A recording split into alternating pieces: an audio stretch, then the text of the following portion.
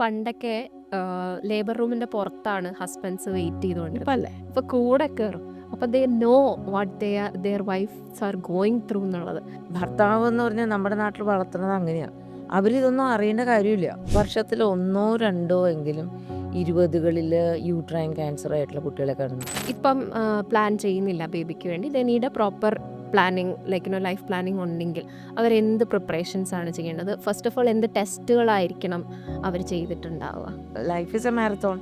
നമ്മൾ ആദ്യം ഓടി തളരണമെന്നൊരു നിർബന്ധമില്ല. അതെ അതെ. പിന്നെ കാച്ചപ്പ് ചെയ്യാവുന്നതേ ഉള്ളൂ. Because I deal with a huge section of population who don't have children. അവർ വന്ന് കഷ്ടപ്പെട്ട് ബുദ്ധിമുട്ടി ഒരു കുഞ്ഞുണ്ടാവാൻ വേണ്ടിയിട്ട് കിടപ്പാട് കഴിക്കുമ്പോൾ ഈസി കിട്ടുന്ന ഒരു സാധനം കളയില്ല. അപ്പം അവിടെ എൻ്റെ റോള് വരുന്നത് പ്രാക്ടീസ് കോൺട്രസെപ്ഷൻ. അൺപ്ലാൻഡ് പ്രഗ്നൻസി വേണ്ടാന്ന് വെക്കൂ. അതിലിപ്പോൾ പറഞ്ഞ പോലെ നിക്കോട്ടിനാണ് വേഴ്സ്റ്റ്. അത് സ്മോക്കിംഗ് ആണ് ഏറ്റവും അലവലാതി സാധനം. ശരിക്കും ഈ സുഖപ്രസവം എന്ന് പറഞ്ഞൊരു സംഭവം ഉണ്ടോ?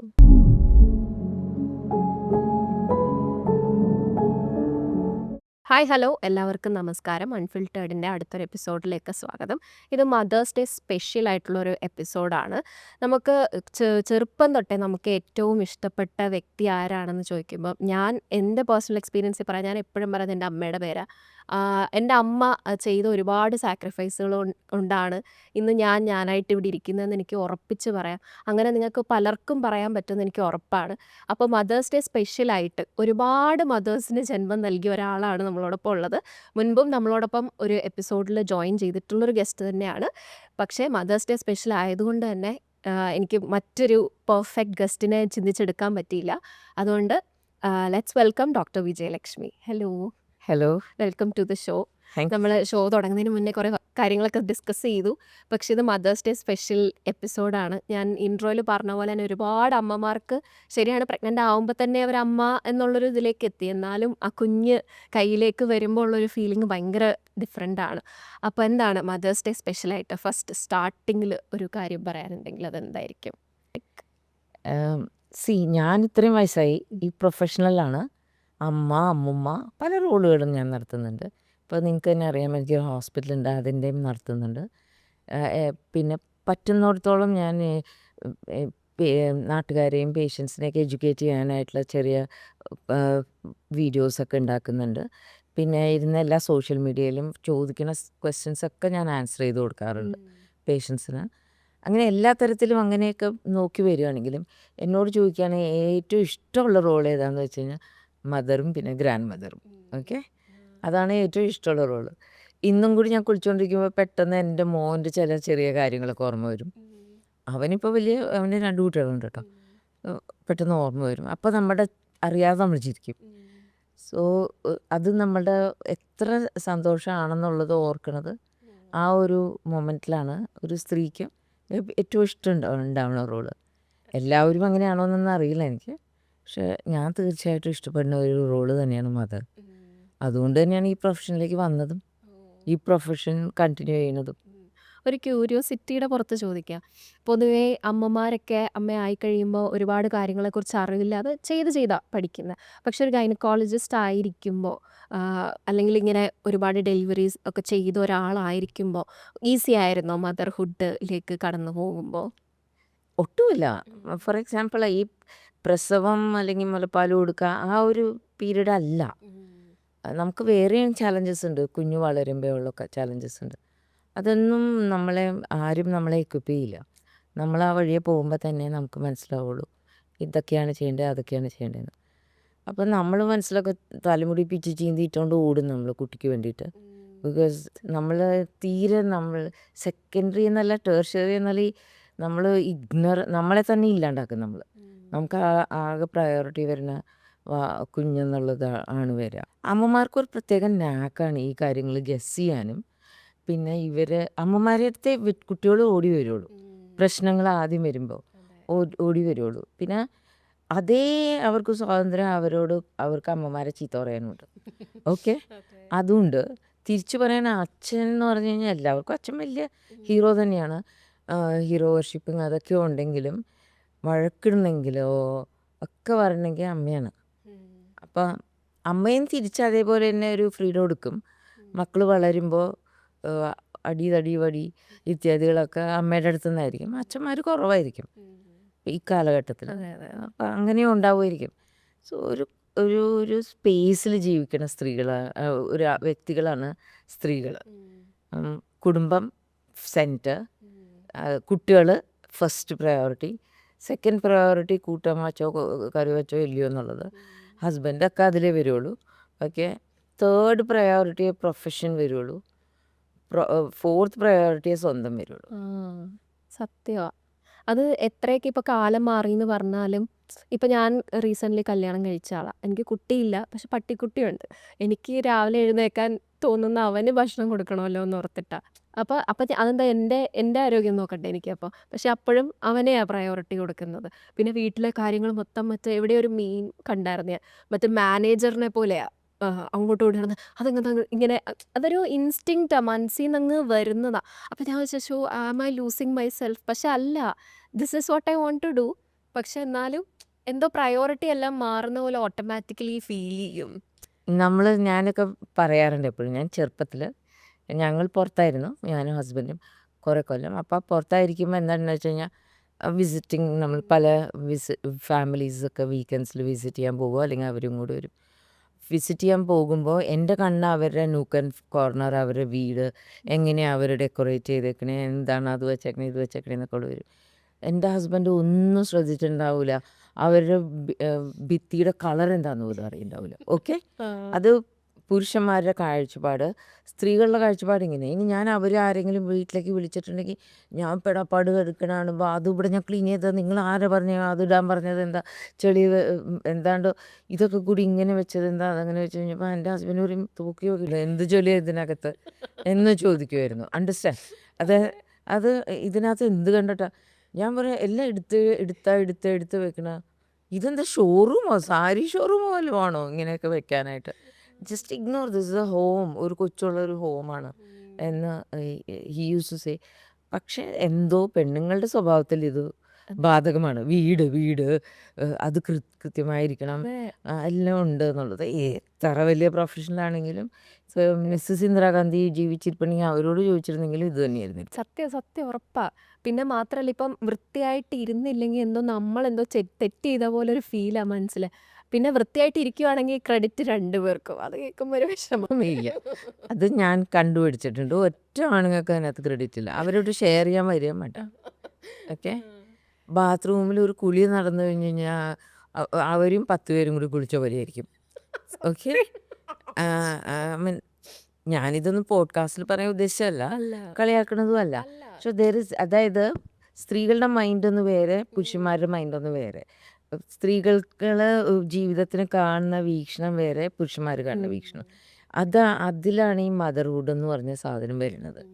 അതാണ്. അപ്പം നമ്മൾ മക്കളെ വഴക്ക് പറയണത്, പുറത്തുനിന്ന് കാലിൽ ഷൂസ് പൊടി തട്ടിക്കൊണ്ട് വാടാ, അല്ലെങ്കിൽ അത് പുറത്തിടടാ, ചെളിയുള്ള സാധനം കൊണ്ട് അകത്തേക്ക് വരല്ലേടാ, നനഞ്ഞ് വരികയാണെങ്കിൽ ആ കുട പുറത്തേക്ക് വെക്കുക, അകത്തേക്ക് കൊണ്ടുവരല്ലേ, അങ്ങനത്തെയൊക്കെ എല്ലാ ചെറിയ ശിക്ഷണവും നമ്മൾ കൊടുത്തിട്ട് വളർത്തും. അവർക്ക് ചിലപ്പോൾ ദേഷ്യം തോന്നും, ഇതെന്തതെന്നുള്ളത് തോന്നും. But these are all part of being A mother. അതിപ്പോൾ എത്ര വലിയ പ്രൊഫഷണലാണെങ്കിലും അതൊക്കെ തന്നെ ഉള്ളൂ. അതെ. ഈ മദേഴ്സ് ഡേ ആയതുകൊണ്ടൊരു സ്പെഷ്യൽ ക്വസ്റ്റ്യൻ ചോദിക്കാനിരുന്നത് എന്താണെന്ന് വെച്ച് കഴിഞ്ഞാൽ, അതായത് എല്ലാ സ്ത്രീകളും അറിഞ്ഞിരിക്കണം എന്ന് തോന്നിയിട്ടുള്ളൊരു റീപ്രൊഡക്റ്റീവ് ഹെൽത്ത് നോളജ് എന്താ? എല്ലാവരും ഇത് അറിഞ്ഞിരിക്കണം, പക്ഷെ ദിസ് ഇസ് ലാക്കിങ് എന്ന് തോന്നിയ ഒരു കാര്യം. ഇപ്പം ഞാനൊരു മദർ, ഗ്രാൻഡ് മദർ, പ്രൊഫഷണൽ എല്ലാ കമ്പാർട്ട്മെൻറ്റും അനുഭവിച്ച ഇത്രയും പ്രായമുള്ളൊരു വ്യക്തി. ഇപ്പം പോയിക്കൊണ്ടിരിക്കുന്നവർക്ക് തോന്നും I was in bed of roses, എല്ലാം അവർക്ക് കിട്ടിയെന്ന് വിചാരിക്കും. ഓക്കെ, എല്ലാം വന്നു. പക്ഷെ നിങ്ങൾ തന്നെ ഇപ്പോൾ നിങ്ങൾ എൻ്റെ പ്രായം എത്തുമ്പോൾ ചിലപ്പോൾ ചിന്തിക്കുമായിരിക്കും, എനിക്കും എല്ലാം കിട്ടിയല്ലോ എന്നത്. എൻ്റെ കൂടെ തന്നെ ഓട്ടം തുടങ്ങിയ പലർക്കും പലതും എത്തിയിട്ടില്ല.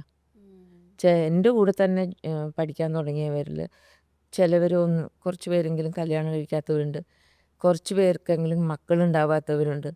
ഓക്കെ, കുറച്ച് പേർക്കെങ്കിലും ഇപ്പം ഞങ്ങളുടെ മക്കളൊക്കെ ഉള്ള ഞങ്ങളുടെ വലിയ ഗ്യാങ് ഉണ്ട്. ആ ഹോൾ ഗ്രൂപ്പിൽ ഒരുപാട് പേരുടെ മക്കൾ വേണ്ട. മക്കളുമാരും വേണ്ട. അപ്പോൾ പുതിയ തലമുറ കാണുന്നത് ദേ ഡോണ്ട് വോണ്ട് ചിൽഡ്രൻ. അവർക്ക് ഇപ്പോൾ ഈ പറഞ്ഞ പോലെ പട്ടിയായാലും ഹാപ്പിയാണ്. അങ്ങനെ അവർ പറയുന്ന എക്സ്ക്യൂസസ് എന്താണെന്ന് വെച്ചാൽ ഭയങ്കര ബുദ്ധിമുട്ടാണ് പ്രൊഫഷനും എല്ലാം കൂടി കൊണ്ടു നടക്കാൻ എന്നുള്ളതാണ്. അപ്പം നമ്മളെങ്ങാനും അവരോട് പറയുകയാണ് ഞങ്ങൾക്കും നിങ്ങളെക്കാട്ടിലും വ്യത്യസ്തമായ പ്രൊഫഷനായിരുന്നു ഞങ്ങളുടെ. അതായത് ഞങ്ങൾക്ക് പ്രൊഫഷൻ എന്ന് പറഞ്ഞാൽ അവിടെ ചെന്നാൽ ഞങ്ങൾക്ക് ഒരു സെക്കൻഡ് നേരം കിട്ടില്ല. ഓട്ടത്തോടും വീട്ടിൽ വന്നു കഴിഞ്ഞാൽ ഞങ്ങൾക്ക് തല ഊണാക്കേണ്ട കാര്യമൊന്നുമില്ല. നിങ്ങൾ അവിടെ എന്താ ചെയ്തതെന്ന് വെച്ചാൽ not even a single letter എഴുതേണ്ട കാര്യമില്ല എനിക്ക് വീട്ടിൽ വരും. പക്ഷെ അവിടെ ഇരുന്ന് കഴിഞ്ഞാൽ കൈയും കാലും ഒടിയണ പണിയായിരിക്കും. ഓക്കെ, ഇഷ്ടം പോലെ പണിയെടുക്കും, ടയേർഡായിട്ട് വരും. പണിയൊക്കെ എല്ലാവരും എടുത്തു. പിന്നെ വീട്ടിൽ വരുമ്പോഴത്തേക്കും മകന് സുഖമില്ല എന്ന് വിചാരിക്കാം. നമ്മളപ്പോൾ പറയുമൊന്നുമില്ല ഞാൻ പോയി കിടക്കട്ടെ എന്നൊന്നും പറയുമൊന്നുമില്ല. വിൽ സ്റ്റാർട്ട് കിട്ടുക. അപ്പം നമ്മൾ കമ്പാർട്ട്മെൻറ്റലൈസ് ചെയ്യുന്നത് മാത്രമല്ല നമ്മൾക്ക് എവിടെയൊക്കെ വേണം പ്രായത്തിന് അനുസരിച്ച് എന്തൊക്കെ വേണമെന്ന് നമ്മൾ തന്നെ ചിന്തിക്കണം.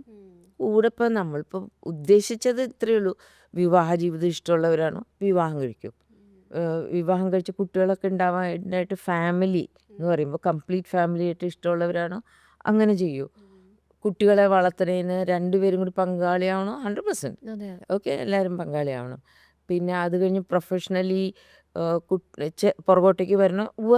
ഞാനെന്നും പറയാറുണ്ട്. ഇപ്പോൾ ഫോർ എക്സാമ്പിൾ എൻ്റെ കൂടെ എൻ്റെ ഒപ്പം നടന്നു തുടങ്ങിയ ആണുങ്ങൾ അവർ സ്റ്റാർട്ടഡ് റണ്ണിങ് ഫാസ്റ്റ്.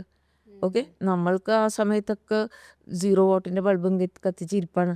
കാരണം മോൻ്റെ കാര്യങ്ങൾ നോക്കണം, അത് നോക്കണം, ഇത് നോക്കണം. അപ്പോൾ അങ്ങനെ ഉത്തരവാദിത്തമുള്ള പണികൾ കുറച്ച് എടുക്കാൻ പറ്റുള്ളൂ. അങ്ങനെ ഇങ്ങനെയൊക്കെ ഉള്ളത് കണ്ടീഷൻസാണ്. പക്ഷെ നമ്മൾ ഈ 0 വാട്ട് എന്ന് പറഞ്ഞ ബൾബെങ്കിലും കത്തിച്ചിടണം. പാഷൻ. ഓക്കെ, ഇരുട്ടത്തിരിക്കരുത്. അത് പിന്നെ ലൈഫ് ഈസ് എ മാരത്തോൺ. നമ്മൾ ആദ്യം ഓടി തളരണമെന്നൊരു നിർബന്ധമില്ല. പിന്നെ കാച്ചപ്പ് ചെയ്യാവുന്നതേ ഉള്ളൂ. അതിനൊരു നമ്മളുടെ പാഷൻ ഡ്രൈവ്സ് ഫോർവേഡ്. അങ്ങനെ ഉണ്ട്. പിന്നെ എല്ലാവർക്കും എല്ലാം കിട്ടണം എന്ന് നിർബന്ധമൊന്നുമില്ല. പലരും പല കാര്യങ്ങളും ഇമോഷണലിയും ബാക്ക്വേർഡാണ്. അവർക്ക് സപ്പോർട്ട് കിട്ടണമെന്നില്ല, സന്തോഷം കിട്ടണമെന്നില്ല. So many things are. പിന്നെ ഫാമിലി സപ്പോർട്ട് കിട്ടണമെന്നില്ല. So all those things add on. ഇപ്പോൾ എന്നോട് ചോദിക്കുകയാണെന്ന് ഹെൽത്ത് വൈസായിട്ട് നോക്കുകയാണെന്ന് പറഞ്ഞു കഴിഞ്ഞാൽ അവനവൻ്റെ അപ്രോപ്രിയേഷൻ എന്താണെന്ന് വിചാരിക്കും. നമ്മൾ സൊസൈറ്റിയെ നന്നാക്കാമെന്ന് വിചാരിച്ച കുട്ടികളൊന്നും ഉണ്ടാവേണ്ട കാര്യമൊന്നുമില്ല. അവനവന് ഇഷ്ടമാണെങ്കിൽ യഥാസമയത്ത് കുട്ടികളുണ്ടാവും. അതല്ലെങ്കിൽ ഈ ഒരു റീപ്രൊഡക്റ്റീവ് ടെക്നോളജി ഒരു എക്സ്പേർട്ടിൻ്റെ അടുത്ത് ചോദിച്ചിട്ട് നമുക്ക് വെയിറ്റ് ചെയ്യാൻ പറ്റുമോ, വെയിറ്റ് ചെയ്യണമെങ്കിൽ എന്തൊക്കെ ഞങ്ങൾ ചെയ്യണം ഇത്യാദികൾ ഒരു ക്വസ്റ്റ്യൻ മാർക്ക് അവരോടുമായിട്ട് ഡിസ്കസ് ചെയ്തിട്ട് വരും. എന്നിട്ട് നിങ്ങൾക്ക് പറ്റുന്നുണ്ടെങ്കിൽ you can and what to do എന്നുള്ളത് നോക്കുകയാണെങ്കിൽ അത് നടക്കും. അല്ലാതെ നിങ്ങൾ 38 വയസ്സിൽ 40 വയസ്സിൽ വന്നിട്ട് ഇനി എനിക്ക് പറ്റുമോ എന്ന് ചോദിച്ചിട്ട് നടക്കില്ല. മുന്നേ ഒരു പ്ലാനിങ് വേണം. ഒരു 20s തന്നെ നമ്മൾ ചെറുപ്പമാണെങ്കിലും നമ്മൾ we are into adulthood ആണെന്നും നമ്മൾക്ക് എന്തൊക്കെ ചിന്തിക്കാമെന്നും ഹെൽത്ത് വൈസ് ഡിസ്കസ് ചെയ്യണം നല്ലത്. ഇപ്പം ഞാനൊക്കെ ഒരുപാട് യങ്സ്റ്റേഴ്സിൽ ഞാൻ ഒരു ഒട്ടും ഇതില്ലാതെ പറയാം, വർഷത്തിൽ 1 or 2 എങ്കിലും 20കളിൽ യൂട്രൈൻ ക്യാൻസർ ആയിട്ടുള്ള കുട്ടികളെ കാണുന്നു. 20s കല്യാണം കഴിഞ്ഞ് 3-ാം മാസത്തിൽ യൂട്രൈൻ ക്യാൻസറായി വന്ന കുട്ടി എനിക്ക് ഹെറിഡിറ്ററി ആണോ അതോ അല്ല. അപ്പോൾ പലതും ഉണ്ട്. അപ്പോൾ എൻ്റെ ഒരു ആഗ്രഹം എന്താണെന്ന് വെച്ചാൽ നമ്മൾ മെനാർക്കി ആകുമ്പോൾ അതായത് പീരിയഡ്സ് തുടങ്ങുമ്പോൾ മുതൽ ഗൈനക്കോളജിസ്റ്റിനെ കണ്ടിട്ട് എൻ്റെ മോളെ ഹെൽത്തി ആണോ എന്ന് അമ്മമാർ നോക്കണം. ഓക്കെ, അഡോളസൻ്റ് ഏജ് ഗ്രൂപ്പ് കഴിഞ്ഞ് കഴിഞ്ഞിട്ട് ഹെൽത്തി എന്ന് പറയുന്നത് വെറുതെ പീരിയഡ്സും അത് മാത്രമല്ല മെൻ്റലിയും ഹെൽത്തി ആണോ എന്ന് നോക്കണം. ഇത്തരം ഹോർമോണൽ ഇമോഷൻസൊക്കെ അവർ ശരിയായിട്ട് ചെയ്യണ്ടോ എന്ന് നോക്കണം. പിന്നെ അവർക്ക് വരാവുന്ന പ്രശ്നങ്ങൾ എന്തൊക്കെയാണ്, ലൈക്ക് നേരത്തെ PCOD വരാം, അല്ലെങ്കിൽ നേരത്തെ എൻഡോമെട്രിയോസിസ് വരാം എന്നൊക്കെ കണ്ടുപിടിക്കുകയാണെങ്കിൽ പ്രിവെൻറ്റീവ് മെഷേഴ്സ് നേരത്തെ എടുക്കാൻ പറ്റും. അതെല്ലാം അത് കഴിഞ്ഞ് കഴിഞ്ഞിട്ട് അഡോൾസൻ ഗ്രൂപ്പിൽ ഇന്ന് വന്ന് കഴിയുമ്പോഴത്തേക്കും ഒരു 13-14 ഒക്കെ ആകുമ്പോഴത്തേക്കും ക്യാൻസർ പ്രിവെൻഷൻ്റെ വാക്സിനേഷൻസ് എടുക്കാൻ പറ്റും. 3 HPV ഡോസസ് എടുക്കാം. അതിപ്പം എടുക്കാത്തവർ ആരാണെങ്കിലും ഏത് യങ് ഗ്രൂപ്പിലെ പെണ്ണുങ്ങളാണെങ്കിലും എടുക്കണം. അതാണ് ഞങ്ങൾ പറയുന്നത്. നമ്മളിത് 10-13 വയസ്സെന്ന് പറയുന്നത് എന്താണെന്ന് വെച്ച് കഴിഞ്ഞാൽ സെക്സിൽ എക്സ്പോസ് ചെയ്യുന്നതിന് മുമ്പ് എന്നുള്ളത് ഉദ്ദേശത്തിൽ. അതൊക്കെ എടുക്കുക. പിന്നെ ഒരുപാട് വാക്സിനേഷൻസുകളൊക്കെ ഉണ്ട് ഹെൽത്ത് പ്രിവെൻഷന്. പിന്നെ ഈ പട്ടിയൊക്കെ ഒരുപാട് വളർത്തുന്നുണ്ടല്ലോ നമ്മുടെ നാട്ടിലൊക്കെ. ഇപ്പോഴും പട്ടിയെ വളർത്താറ് ഉള്ള സൗകര്യം ഉണ്ടോയെന്ന് വെച്ചാൽ കുറവാണ്. ബിക്കോസ് നമ്മളുടെ ഈ സ്ട്രേ ഡോഗ്സും സ്ട്രേ ക്യാറ്റ്സും ഇഷ്ടംപോലെ ഉണ്ട്. അതെ അതെ അതെ ഓക്കെ, അപ്പോൾ നമ്മൾ പട്ടികളെ വളർത്തണമെങ്കിൽ ഒട്ടും തന്നെ സ്ട്രേ ആയിട്ട് മിങ്കിൾ ചെയ്യാൻ പറ്റാത്ത എൻവയോൺമെൻറ്റിൽ വീട്ടിനകത്ത് തന്നെ വളർത്തണ്ട. കോമ്പൗണ്ടിൽ വളർത്താൻ പറ്റില്ല നമുക്ക്. ക്യാറ്റുകളൊക്കെ ചാടി വരും. ആ okay, stray cats stray dogs ഒക്കെ വരാം. അപ്പോൾ അങ്ങനെയൊക്കെ വരുമ്പോൾ നമുക്ക് they are expose to rabies. ഇപ്പം തന്നെ ഈ കൊല്ലം തന്നെ 21 കുട്ടികളാണെന്ന് മരിച്ചേക്കുന്നത് റാബീസ് റേബീസ് വന്നിട്ട്. അപ്പോൾ ഇതെല്ലാം പലപ്പോഴും നമ്മൾ അറിയണ പട്ടികളാണ്. ഓക്കെ, അതൊക്കെയാണ് സംഭവിക്കുന്നത്. സോ നമ്മളുടെ നാട് നന്നാവേണ്ടിയിരിക്കുന്നു. ബിക്കോസ് കുറേ വ്യത്യാസം വരണം ടു ആക്സെപ്റ്റ് ദാറ്റ് പട്ടി മതി കുട്ടി വേണ്ട എന്ന് പറയാനായിട്ട് 100% ആ ഒരു ഒരു ലെവലിലേക്ക് ഫെസിലിറ്റി ഉണ്ടോ എന്ന് ചെക്ക് ചെയ്യണം. ചെക്ക് ചെയ്യണം. ആ അതൊക്കെ വേണം. നമ്മളിപ്പോൾ പട്ടികളെ നമ്മൾ തന്നെ വാക്ക് ചെയ്യിക്കണം, നമ്മൾ തന്നെ എല്ലാം ചെയ്യിക്കണം, എന്നാലേ ഒരു രക്ഷയുള്ളൂ. കുട്ടിയെ നോക്കുന്ന പോലെ തന്നെ, പക്ഷെ ഇറ്റ്സ് മോർ ഈസി, അത്രേ ഉള്ളൂ. അത്രയേ ഉള്ളൂ. ഓക്കെ, അതായത് ലൈഫ് സ്പാൻ കുറവാണ്, അത്രയേ ഉള്ളൂ. അതാണ് അതിൻ്റെ സത്യം. പക്ഷെ വേറെ ഇനി സ്കൂളിലൊന്നും അയച്ച് പഠിപ്പിക്കൊന്നും അതെ വേണ്ട, വേറെ ഹോംവർക്ക് ഒന്നും ചെയ്യിപ്പിക്കണ്ട, അതെ. അങ്ങനത്തെയൊക്കെ കുറേ ഇതുണ്ട്. പക്ഷെ ഇത് പ്രതിരോധ കുത്തിവയ്പ്പുകൾ എടുത്തു എന്ന് പറഞ്ഞുകൊണ്ടും പ്രതിരോധം ആവുന്നില്ല മുഴുവനും. അത് ശരിയാ. സോ ഇതെല്ലാം മനസ്സിലാക്കി വളർത്തുന്നത് നല്ലത്. ഞാനും വളരെ ഭയങ്കര ആനിമൽ ലവറാണ്. പക്ഷെ ഞാൻ വിചാരിക്കും I can't help it, I have to be more pragmatic than ഇത് റിയാലിറ്റി എന്നുള്ളത് വിചാരിക്കാറുണ്ട്. അപ്പോൾ ആൾക്കാരെ എല്ലാ കാലഘട്ടത്തിലും അവനവൻ്റെ ഇപ്പോൾ ഈ പെറ്റ്സിനെ വളർത്തുമ്പോൾ നമ്മൾ പെറ്റിൽ നിന്ന് കിട്ടാവുന്ന രോഗങ്ങൾ, ഞാൻ റേബീസ് മാത്രമല്ല പറഞ്ഞ, cytomegalo viruses, toxoplasmosis, that's a worst. Toxoplasmosis വളരെ കോമൺ ആയിട്ട് നമുക്ക് പെറ്റ്സിൽ നിന്ന്. ആൻഡ് മിസ്കാരേജസിൻ്റെ ഹൈ റിസ്ക്കാണ്, അബ്നോർമൽ ബേബീസിൻ്റെ ഹൈ റിസ്ക്കാണ് ടോക്സോപ്ലാസ്മോസിസ് ഇൻഫെക്റ്റഡ് ആകുമ്പോൾ. അപ്പോൾ ഇതെല്ലാം പെറ്റിൻ്റെ വെറ്റിനറി ഡോക്ടറുമായിട്ടൊക്കെ ഡിസ്കസ് ചെയ്ത് എൻ്റെ പെറ്റിനെ അത് ഇറാഡിക്കേറ്റ് ചെയ്തിട്ടില്ലേ എന്നൊക്കെ ഉള്ളത് നോക്കി ഇതെല്ലാം വേണം. കുറേ സംഗതികൾ അതൊക്കെ അറിഞ്ഞിരിക്കണം. അപ്പോൾ ഹെൽത്ത് എന്ന് പറയുമ്പോൾ നമ്മളൊരു ഡോക്ടറെ അടുത്ത് ചെന്നിരുന്നാൽ എൻ്റെ എൻവയോൺമെൻറ്റും കൂടി ഡിസ്കസ് ചെയ്യും, അവനവൻ്റെ ജീവിത രീതിയും കൂടി ഡിസ്കസ് ചെയ്യും. സ്കൂളുകൾ ഇപ്പോൾ ഹോം സ്കൂളിംഗ് ഉള്ള കുട്ടികൾ വേറെ, പക്ഷേ സ്കൂളുകളിൽ ഇപ്പോൾ മറ്റേ ബോർഡിംഗ് സ്കൂളിലെ കുട്ടികൾ വേറെ, പിന്നെ വീടുകളിൽ നിന്ന് പോയി വരുന്ന കുട്ടികൾ വേറെ. അപ്പോൾ വീടുകളിൽ നിന്ന് പോയി വരുന്ന കുട്ടികളിൽ തന്നെ 10 വയസ്സിലും 9 വയസ്സിലും 10 വയസ്സിലും തന്നെ വീട്ടിലെ താക്കോൽ അമ്മമാർ ചെടിച്ചട്ടിയുടെ അടിയിൽ വെച്ച് വയ്ക്കുന്ന കുട്ടികളുണ്ട്. ബിക്കോസ് അവർക്ക് തിരിച്ചു വരുമ്പോഴത്തേക്കും അമ്മ എത്തിയിട്ടില്ല. അവരപ്പോൾ അവരുടെ വീടിൻ്റെ ഉടമസ്ഥരും കൂടി ആവുകയാണ്. Okay, so many. അപ്പം നമ്മളെല്ലാവരെയും എല്ലാ എൻവയോൺമെൻറ്റും നോക്കിയിട്ട് വേണം മെഡിക്കൽ ഇതൊക്കെ പറഞ്ഞ് ഡിസ്കഷൻ നടത്താനായിട്ട്. പിന്നെ ഇത് കൂടാതെ നമ്മൾ പ്രായമാവും തോറും നമ്മൾ അതിൻ്റേതായ ബുദ്ധിമുട്ടുകളും ഒക്കെ സംസാരിക്കണം. പിന്നെ കുട്ടികളെ വളർത്താനുള്ള റൈറ്റ് ടൈം ടു പ്രഗ്നൻ്റ് ആണോ, പ്രഗ്നൻസിയിലുണ്ടാവുന്ന കോംപ്ലിക്കേഷൻസ്, ഇത് സ്ത്രീകളിൽ മാത്രമല്ല പുരുഷന്മാർക്കും. റീപ്രൊഡക്റ്റീവ് ഹെൽത്ത് എന്ന് പറഞ്ഞാൽ സ്ത്രീകൾക്കും പുരുഷന്മാർക്കും ബാധകമാണ്. അതിപ്പം കുറേ ഇൻസ്റ്റഗ്രാമിലൊക്കെ ഒരുപാട് കാണുന്നൊരു റീലാണ്. ഇതിപ്പോൾ നമ്മൾ മെൻഷൻ ചെയ്തുകൊണ്ട് ഞാൻ പറയുന്നതാണേ. എന്താണെന്ന് വെച്ച് കഴിഞ്ഞാൽ ഈ സ്പേം ഹെൽത്ത്, അതായത് സ്പേമിൻ്റെ ഹെൽത്തുമായിട്ട് ഒരുപാട് കാര്യങ്ങൾ റിലേറ്റഡ് ആണെന്നുള്ളത്. ഒന്ന്, പ്രഗ്നൻസി ടൈമിൽ വരുന്ന ഈ സിക്നസ്, അതായത് ഈ മോർണിംഗ് സിക്നസ്, അങ്ങനെ കുറേ പ്രഗ്നൻസി പരമായിട്ട് വരുന്ന ബുദ്ധിമുട്ടുകളുണ്ടല്ലോ, അതൊക്കെ ഈ സ്പേം ഹെൽത്തിനെയാണ് ഏറ്റവും അധികം അതാണ് ഈസ് ഈക്വലി പ്രൊപ്പോർഷണൽ എന്നുള്ള രീതിയിൽ. പിന്നെ ഇപ്പം നമ്മൾ ബേബി പ്ലാനിങ് നടത്തുവാണെന്നുണ്ടെങ്കിൽ 1 ഇയർ മുന്നേ ഫാദറും പ്രിപ്പയർ ആകണം ഹെൽത്ത് വൈസ് എന്ന്. ലൈക്ക് ഇപ്പോൾ ആൽക്കഹോൾ ആയിക്കോട്ടെ, പ്രോട്ടീൻ റിച്ച് ഫുഡ് ആയിക്കോട്ടെ, ന്യൂട്രിയൻ റിച്ച് ഫുഡ് ആയിക്കോട്ടെ, ബിക്കോസ് ദാറ്റ് എല്ലാം ഈ സ്പേം ഹെൽത്തിനെ ഇൻഫ്ലുവൻസ് ചെയ്യും. And that influence the health of mother during pregnancy.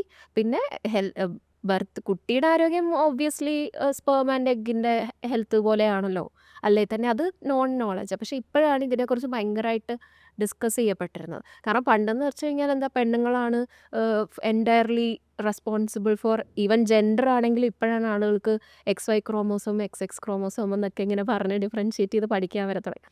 അപ്പോൾ ഇപ്പോഴാണ് ഇങ്ങനെയുള്ളൊരു ടോപ്പിക് എത്തുന്നത്. അതിനോട് എന്താ പറയാനുള്ളത്? അത് നമ്മളിപ്പോൾ പറയുകയാണെങ്കിൽ നമുക്ക് ശരീരത്തിലേക്ക് ഉണ്ടാവുന്നതിൽ ഏറ്റവും വലിയ സെല്ല് എഗ്ഗാണെങ്കിൽ ഏറ്റവും ചെറിയ സെല്ല് സ്പേമാണ്. ഓക്കെ.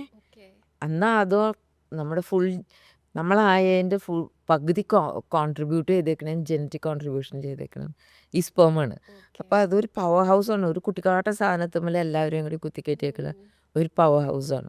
വൈ ക്രോമസോം എന്ന് പറയുന്നതും പിന്നെ ഇതിനകത്തുള്ളതും ഇതെല്ലാം ഒരു ഒരു ഒരു ഞാനെന്താ പറയുക, അതിന് what I should say is that അപ്പം അതിൽ ഞങ്ങൾ കാണുന്നത് ഫ്രാഗ്മെൻറ്റേഷൻസ് കൂടുതലാണ്. ഇപ്പം നമ്മൾ ഹെൽത്തി അല്ലെങ്കിൽ DNA ഫ്രാഗ്മെൻറ്റ് ഞങ്ങൾ കാണുമ്പോൾ we see that DNA fragmentation. DNA എന്ന് പറഞ്ഞാൽ നമ്മൾ ഈ ജനറ്റിക് മെറ്റീരിയൽ നമ്മൾ ജീൻസ് കണ്ടിന്യൂ ചെയ്യുന്ന സാധനത്തിനാണ് DNA എന്ന് പറയുന്നത്. DNA ഫ്രാഗ്മെൻറ്റഡ് ആയിരിക്കണം, അതിൻ്റെ അളവ് കൂടുതലാണ്. ഇഫ് ദ ഹെൽത്ത് കുറവാണെങ്കിൽ അതിലിപ്പോൾ പറഞ്ഞ പോലെ നിക്കോട്ടിനാണ് വേഴ്സ്റ്റ്. അത് സ്മോക്കിംഗ് ആണ് ഏറ്റവും അലവലാതി സാധനം ഈ സാധനങ്ങളിലേക്ക് വെച്ചിട്ട്. പിന്നെ ചില ഡിസീസസ് ലൈക്ക് ആൽക്കഹോളിസം, പിന്നെ ഡയബറ്റീസ്, ഓക്കെ, ഇതുമൊക്കെ വളരെ വളരെ പുവർ ഹെൽത്ത് കാണിക്കുന്നതാണ്. പിന്നെ കുറേ മെറ്റബോളിക് സിൻഡ്രോംസ് ഉണ്ടില്ല എന്ന് പറയുന്നില്ല, പക്ഷെ ഒരു ഹെൽത്തി ആയിട്ടുള്ള ഒരു വ്യക്തിക്ക് പൊതുവിൽ നല്ല സ്പേംസ് ഉണ്ടാവാറുണ്ട്, നല്ലോണം ആരോഗ്യകരമായി നോക്കാണ്ട്. അപ്പോൾ പ്രീ പ്രഗ്നൻസി കൗൺസിലിങ്ങിന് ഹസ്ബൻഡും വൈഫും വരുന്നത് എന്തുകൊണ്ടും നല്ലതാണ്. മൾട്ടി വൈറ്റമിനോ എന്തെങ്കിലുമൊക്കെ റിച്ച് ഫുഡ് കഴിക്കുന്നില്ലെങ്കിൽ അത് കൊടുക്കുന്നത് അതുകൊണ്ട് എന്തുകൊണ്ടും നല്ലത് തന്നെയാണ്. ചില വരുമ്പോൾ നമ്മൾ we find a healthy couple, അവർക്ക് ഞങ്ങൾക്ക് പ്രത്യേകിച്ചൊന്നും പറയാനില്ല, continue being a healthy persons മാത്രമേ പറയാറുള്ളൂ. അത് ഇമ്പോർട്ടൻ്റ് ആണ്. ഇപ്പം ഭയങ്കരമായിട്ട് അത് ഡിസ്കസ് ചെയ്യുന്നുണ്ട്. എനിക്ക് തോന്നുന്നു ആളുകളൊക്കെ അതിന് ഒത്തിരി ഇമ്പോർട്ടൻസ് ഇപ്പോൾ കൊടുക്കാൻ തുടങ്ങിയിട്ടുണ്ട്. പണ്ട് കുറച്ചും കൂടി സൈഡഡ് ആയിരുന്നു. അമ്മ നോക്കട്ടെ, ഹെൽത്ത് എല്ലാം അമ്മയാണ് ഹെൽത്തി ആയിട്ട്. അതിൻ്റെ വേറൊരു വശവും കണ്ടുവരുന്നുണ്ട്. ഞങ്ങൾക്ക് കുട്ടികളൊക്കെ വേണം. ഞാൻ ഇക്കൊല്ലം സ്മോക്കിംഗ് നിർത്തും, ഞാൻ ഇക്കൊല്ലം ഞാൻ ആൽക്കഹോൾ നിർത്തും, ഞാൻ ഇക്കൊല്ലം വീട് നിർത്തും, ഇങ്ങനെയൊക്കെ പറഞ്ഞ് ഗിവിങ് എൻ എക്സ്ക്യൂസ്. നിർത്താൻ പറ്റില്ല, അതുകൊണ്ട് കുട്ടികളില്ല. So understand that. മനസ്സിലായി. സോ ഇതും വരുന്നുണ്ട്. അപ്പം ഇത് കൂടുതലെല്ലാം ഒരു മിത്താക്കുന്നതും കുറച്ച് കൂടുതലാണ്, കടുപ്പാക്കുന്നതും കുറച്ച് കൂടുതലാണ്. അപ്പോൾ I just see that everybody കപ്പിളായിട്ട് വരണം, ഞങ്ങൾ കുട്ടികൾ വേണമെന്ന്. അപ്പോൾ വന്ന് നിങ്ങൾ ഓക്കെ പ്രീ പ്രഗ്നൻസി കൗൺസിലിങ്ങിൻ്റെ എല്ലാ ടെസ്റ്റുകൾ ഇതൊക്കെ നോക്കിക്കോളൂ. All well go, same thing is good. നിങ്ങളിപ്പോൾ ഫോളോ ചെയ്യണ എന്തൊക്കെയാണെന്ന് വെച്ചാൽ അത് മതി, you continue, you have your baby എന്ന് പറയും. ഇല്ലേ, അപ്പോൾ മാത്രമേ നമുക്ക് കറക്ഷൻ്റെ കാര്യങ്ങൾ വരുന്നുള്ളൂ. കൂടുതൽ പറയുകയാണെങ്കിൽ ഇതേപോലെയൊക്കെയുള്ള ഡയലോഗുകളും വരുന്നുണ്ട്, അതും ഞാൻ കേൾക്കുന്നുണ്ട്. So that's also corollary to whatever I am hearing കേട്ടോ. ഇപ്പോൾ മാരീഡ് ആയിട്ടുള്ള ന്യൂലി വെഡഡ് കപ്പിൾസ് ഇപ്പം പ്ലാൻ ചെയ്യുന്നില്ല ബേബിക്ക് വേണ്ടി, they need a proper planning, like life planning ഉണ്ടെങ്കിൽ അവരെന്ത് പ്രിപ്പറേഷൻസ് ആണ് ചെയ്യേണ്ടത്? ഫസ്റ്റ് ഓഫ് ഓൾ എന്ത് ടെസ്റ്റുകളായിരിക്കണം അവർ ചെയ്തിട്ടുണ്ടാവുക? ബേസിക്കലി അവരൊരു gynaecologist who is interested in family medicine, ഈ ART അല്ലെങ്കിൽ ഫാമിലി പ്ലാനിങ് എന്നാണ് ഞങ്ങൾ ഉദ്ദേശിക്കുന്നത്. അങ്ങനെയുള്ള ആൾക്കാരുടെ അടുത്തേക്ക് പോകണം. എന്നിട്ട് അവരുടെ ജനറൽ ഹെൽത്തും പിന്നെ റീപ്രൊഡക്റ്റീവ് ഹെൽത്തും ചെക്ക് ചെയ്യണം. അത് അവർ ചെക്ക് ചെയ്തിട്ട് എന്തെങ്കിലും ബുദ്ധിമുട്ടുകളുണ്ടോ എന്ന് പറയും. ഉണ്ടെങ്കിൽ അത് കണ്ടുപിടിച്ച് കറക്റ്റ് ചെയ്യാനുള്ള കാര്യങ്ങൾ, ഇല്ലെങ്കിൽ okay continue with this way. And folic acid pre pregnancy ആയിട്ട് ഫോളിക് ആസിഡ് മാത്രം കഴിച്ചാൽ മതി സ്ത്രീകളോട് എന്ന് പറയും. വേറെ കണ്ടിന്യൂസ് ആയിട്ട് ഇപ്പോൾ ജോലി സംബന്ധമായ പ്രശ്നങ്ങളൊക്കെ ഉണ്ടെങ്കിൽ കറക്റ്റ് ചെയ്യാൻ പറയും. ഇതിനകത്ത് വലിയൊരു ബുദ്ധിമുട്ടുകൾ ഇപ്പോൾ തലമുറ കാണുന്ന സ്ലീപ്പ് ഡെപ്രിവേഷൻ ഓൾസോ. അപ്പം sleep also is part of health ആണ്. അപ്പോൾ അതുമൊക്കെ ഞങ്ങൾ ചോദിക്കാറുണ്ട്, എത്ര മണിക്കൂർ ഉറങ്ങാൻ കിട്ടാറുണ്ട്, അങ്ങനെയൊക്കെ ഉള്ളത് നമ്മൾ ചോദിക്കാറുണ്ട്. അപ്പോൾ ഉറങ്ങണം എന്നുള്ളത് രാത്രി തന്നെ ആവണം നിർബന്ധമൊന്നുമില്ല. യു ക്യാൻ, ഇപ്പം നമ്മൾ പല ജോലികളനുസരിച്ച് അതനുസരിച്ച് ചെയ്യാൻ പറയാറുണ്ട്. ഈ ശരിക്കും എന്തുകൊണ്ടാണ് ഈ മോർണിംഗ് സിഗ്നൽസ് വരുന്നത് ഈ പ്രഗ്നൻ്റ് ആയിട്ടുള്ളവർക്ക്? അല്ല, ഇത് മെയിൽ പാർട്ട്ണറുടെ തന്നെയൊന്നും അല്ല ഇതിന്. ഫോർ എക്സാമ്പിൾ 99 നിങ്ങളിപ്പോൾ ന്യൂസ് പേപ്പറിൽ വായിച്ചിട്ടില്ലേ, കുട്ടികൾ പ്രസവിച്ചത് പോലും അറിഞ്ഞില്ല, അയൽവക്കത്ത് കിടന്ന് പ്രസവിച്ചറിഞ്ഞില്ല, അല്ലെങ്കിൽ കുട്ടിയെ പ്രസവിച്ചിട്ട് എവിടെ എങ്ങാണ്ട് കൊണ്ട് ഒഴിപ്പിച്ചിട്ടു ആയിട്ട് വന്നു, വീട്ടിൽ വേദന വന്നിട്ട് ഹോസ്പിറ്റലിൽ കൊണ്ടുപോയപ്പോഴാണ് മോള് പ്രസവിക്കാൻ പോണേന്ന് അമ്മ അറിഞ്ഞ് എന്നൊക്കെ പറഞ്ഞ് വായിച്ചിട്ടില്ലേ. ഇവർക്കൊക്കെ എങ്ങനെയാണ് ഗർഭം ഒളിപ്പിക്കാൻ പറ്റിയത്? വേറെ ഇതില്ലാത്ത ആൾക്കാർ ഈ ഗൊഗ്ഗുവായ അടിച്ചുകൊണ്ട് നടക്കണേ എന്താ? എന്നുള്ളതും വരികയാണെങ്കിൽ morning sickness to a great extent emotionally connected ആണ്. ഓക്കെ, നമുക്ക് സൗകര്യം ഉണ്ടെങ്കിൽ മാത്രമേ മോർണിംഗ് സിക്നസ് വരുള്ളൂ, ഇല്ലെങ്കിൽ വരാറില്ല. അതൊരു ഫാക്റ്റാണ്, ഞങ്ങൾ കാണാറുള്ളതാണ്.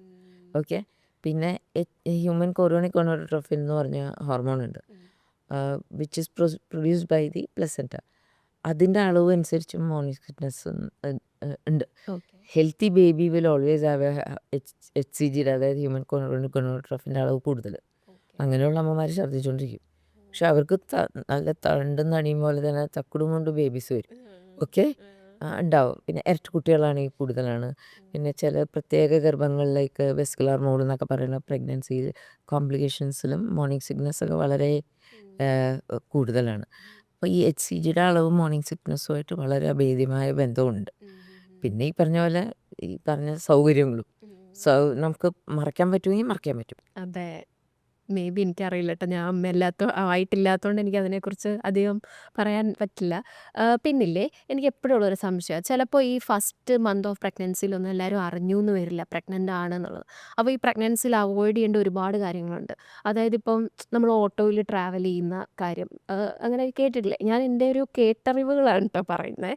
പിന്നെ പെപ്സി, കോള, അങ്ങനത്തെ ഡ്രിങ്ക്സ് അവോയ്ഡ് ചെയ്യണം. ആൽക്കഹോള്, സ്മോക്കിംഗ്, ഇതൊക്കെ പ്രഗ്നൻ്റ് ആയിട്ടുള്ളവർ പൊതുവേ ചെയ്യാൻ പാടില്ലാത്ത കാര്യങ്ങളാണ്. പക്ഷേ ഈ ഫസ്റ്റ് മന്തിൽ ഇതൊന്നും അറിയാതെ ഇവരിതൊക്കെ ചെയ്തിട്ടുണ്ട്. ട്രാവൽ ചെയ്തിട്ടുണ്ടാകും, ചിലപ്പോൾ ബഞ്ചി ജമ്പിങ് ചെയ്തിട്ടുണ്ടാവും. വി ഡോണ്ട് നോ എന്തായിരിക്കും ഗോ ത്രൂ ചെയ്തിട്ടുണ്ടാവുക. കാരണം ബിക്കോസ് പീരിയഡ്സിൻ്റെ ചില സിംറ്റംസും പ്രഗ്നൻസി സിംറ്റംസും സിമിലർ ആണല്ലോ. ചില ഈ മൂഡ് സ്വിങ്സ് ആണെങ്കിലും ഇല്ലെങ്കിൽ സ്പോട്ടിങ് ആണെങ്കിലും അങ്ങനെയുള്ളത്. അപ്പോൾ അത് ശരിക്കും അപ്പോൾ അഫക്റ്റ് ചെയ്യില്ലേ? എന്താ അതിൻ്റെ ഒരു ഒരു സംഭവം? ഇപ്പോഴല്ലേ ഈ HCGയും ഒക്കെ നമ്മൾ യൂറിൻ പ്രഗ്നൻസി ടെസ്റ്റൊക്കെ അറിഞ്ഞിരുന്നത്. അപ്പോൾ പണ്ട് നേരത്തെയൊക്കെ ആണെങ്കിൽ ഒരു 2-2.5 മാസമൊക്കെ ആകുമ്പോഴാണ് ഗർഭമാണെന്നൊക്കെ തന്നെ അറിയണത്. അല്ലെങ്കിൽ ഛർദി തുടങ്ങുമ്പോഴൊക്കെ ആയിരിക്കും പറയണത്. ചില ആൾക്കാർക്ക് കോൽ ടൂത്തിയാൽ പോലും ഛർദിക്കില്ല. അങ്ങനെയുള്ള ആൾക്കാർക്കൊക്കെ ഇനി ഗർഭം അല്ലേ, പീരീഡ് വരാൻ വൈകിയതാണോ എന്നൊക്കെ മാത്രമേ അറിഞ്ഞിരുന്നുള്ളൂ. ഇതെല്ലാം പറയുന്ന പോലെ ഈ ഓട്ടോറിക്ഷ, ബസ് ഇത്യാദികളൊക്കെ ചുമ്മാ ഭയക്കണതാണ്. ഫോർ എക്സാമ്പിൾ ഓട്ടോറിക്ഷ ഡ്രൈവേഴ്സും ഉണ്ട് പെണ്ണുങ്ങൾ ഒരുപാട് പേര്, അവരും പ്രഗ്നൻ്റ് ആവാറുണ്ട്. എയർക്രാഫ്റ്റിൽ ട്രാവൽ ചെയ്യുന്ന മറ്റേ എയർ ഹോസ്റ്റസുകളുണ്ട്, അവർക്കും പ്രഗ്നൻ്റ് ആവാറുണ്ട്. പല ജാതി പ്രൊഫഷണൽസും ഉണ്ട്, എല്ലാവർക്കും പ്രഗ്നൻ്റ് ആവാനുള്ള സാധ്യതകളുണ്ട്. ഇതൊക്കെ കുറച്ച് ഒരു ഹൈപ്പറാക്കണതാണ്. നിങ്ങളുടെ ടെൻഡർ ലവിങ് കെയറിൻ്റെ ഭാഗമായിട്ടാണ്. സൗകര്യമുള്ളവരോട് നിങ്ങളെന്നാൽ അധികം യാത്ര ചെയ്യണ്ട, അധികം അത് ഈ അധികം എന്ന് പറഞ്ഞതിനൊരു അളവ് പോലൊന്നുമില്ല. അണ്ടർസ്റ്റാൻഡ്? സൗകര്യമൊന്നും ഇല്ലാത്തവർ അതുപോലെ തന്നെ ചെയ്യുള്ളൂ. ഇപ്പം പ്രൊഫഷണലാണ്, ഐ കാൺട്ട് അവോയ്ഡ്, റേഡിയോളജിസ്റ്റാണ്, റേഡിയോഗ്രാഫറാണ്, what to do, you will go on doing all those things. അങ്ങനെയൊക്കെയാണ്.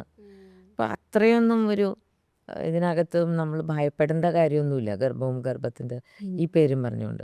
പിന്നെ ഈ പറഞ്ഞ ബഞ്ചി ജമ്പിങ്, ഹോഴ്സ്, ക്യാമൽ എന്നൊക്കെ പറയുമ്പോൾ ഞാനും ഇപ്പം എൻ്റെ ഇത്രയും വർഷത്തെ എക്സ്പീരിയൻസ് ഉള്ളതുകൊണ്ട് പറയാം, എൻ്റെ അടുത്ത് വരുന്ന ഇങ്ങനെ ഓരോ ഞാൻ അറിഞ്ഞില്ല, ഞാൻ ഇന്നടുത്ത് പോയി ക്യാമലിൻ്റെ മുകളിൽ കയറി, ഞാൻ ഇന്നടുത്ത് പോയി സ്കൂബ ഡൈവിങ് ചെയ്തു, ഇന്നടുത്ത് പോയി അത് ചെയ്തു എന്നൊക്കെ ഓരോരുത്തരും എന്ന് പറയുമ്പോൾ ഞാൻ പറയാം, അതൊരു സ്കൂബ ഡൈവിങ് ചെയ്ത ഗർഭം, ഹോഴ്സുമ കയറിയ ഗർഭം, അല്ലാതെ ഇതിനകത്ത് പ്രത്യേകതയൊന്നുമില്ല. ഇപ്പോൾ ക്വീൻ എലിസബത്തിനോട് ചോദിച്ചിരുന്നെങ്കിൽ അവർ സ്ഥിരം ഹോഴ്സ് റൈഡ് ചെയ്തിരുന്ന വ്യക്തിയാണ്. അവരെ 4 മക്കളുടെ കാര്യത്തിൽ അവരെ അന്ധകാലത്തൊന്നും UPT ഒന്നുമില്ല, യൂറിൻ പ്രഗ്നൻസി ടെസ്റ്റ് ഒന്നുമില്ല, അവർ ഹോഴ്സ് റൈഡിങ് ചെയ്തിട്ടുണ്ടാവും, നത്തിങ് റോങ്. ഓക്കെ, അപ്പം ഇതൊന്നും ഒരു ബാധകമൊന്നുമല്ല. അപ്പം ഇതെല്ലാം എക്സൈറ്റ്മെൻറ്റോ ഇതൊക്കെ ഒരു പാട്ട്. പക്ഷെ നമുക്ക് ആക്സിഡൻസ് വരാം.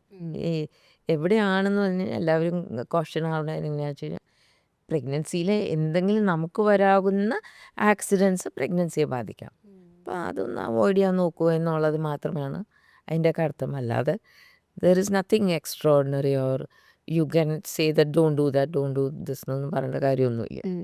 ഈ മിസ്കാരേജസ് നടക്കുന്നത് ഈ നമ്മുടെ കുട്ടി ഉണ്ടാകുന്ന എന്താ സ്പേം ആൻഡ് എഗ് കൂടി, ഭ്രൂണം ആ അല്ലെങ്കിൽ എംബ്രിയോ. എംബ്രിയോയുടെ ഹെൽത്ത് കുറഞ്ഞത് കൊണ്ടാണോ കൂടുതലും അങ്ങനെ സംഭവിക്കുക? ഞങ്ങൾ അധികം കാണുന്നത് അങ്ങനെ തന്നെയാണ്. എംബ്രിയോസിൻ്റെ ഹെൽത്ത് കുറയുമ്പോൾ മിസ്കാരേജസിൻ്റെ അളവ് കൂടും. കാരണം ആരെങ്കിലും മിസ്കാരേജ് ആയിക്കഴിഞ്ഞാൽ അന്ന് ആ യാത്ര ചെയ്തില്ലേ അതുകൊണ്ടാ എന്ന് പറയുന്നതൊക്കെ ഇങ്ങനെ കേട്ടിട്ടുണ്ട്. അപ്പോൾ ഞാൻ വിചാരിക്കും അങ്ങനെയാണോ? അങ്ങനെയാണെങ്കിൽ അപ്പോഴാണ് എൻ്റെ മനസ്സിൽ ഇങ്ങനെ തോട്ട് വന്നത്. ഒന്നും അറിയാതെ എത്രയോ പേര് 3-ാം മാസത്തിൽ പ്രഗ്നൻ്റ് ആണെന്ന് അറിഞ്ഞവരുണ്ട്. 2-ാം മാസത്തിൽ പ്രഗ്നൻ്റ് ആണെന്ന് അറിഞ്ഞവരുണ്ട്. ഇതിപ്പോൾ നേരത്തെ അറിഞ്ഞതാണോ പ്രശ്നം എന്ന് ചിന്തിക്കും. മനസ്സിലായില്ലേ? പിന്നെ ഞാൻ 10th വരെ ബയോളജി പഠിച്ചിട്ടുള്ളൂ. അത് കഴിഞ്ഞിട്ട് കമ്പ്യൂട്ടർ സയൻസ് ഫീൽഡായിരുന്നേ.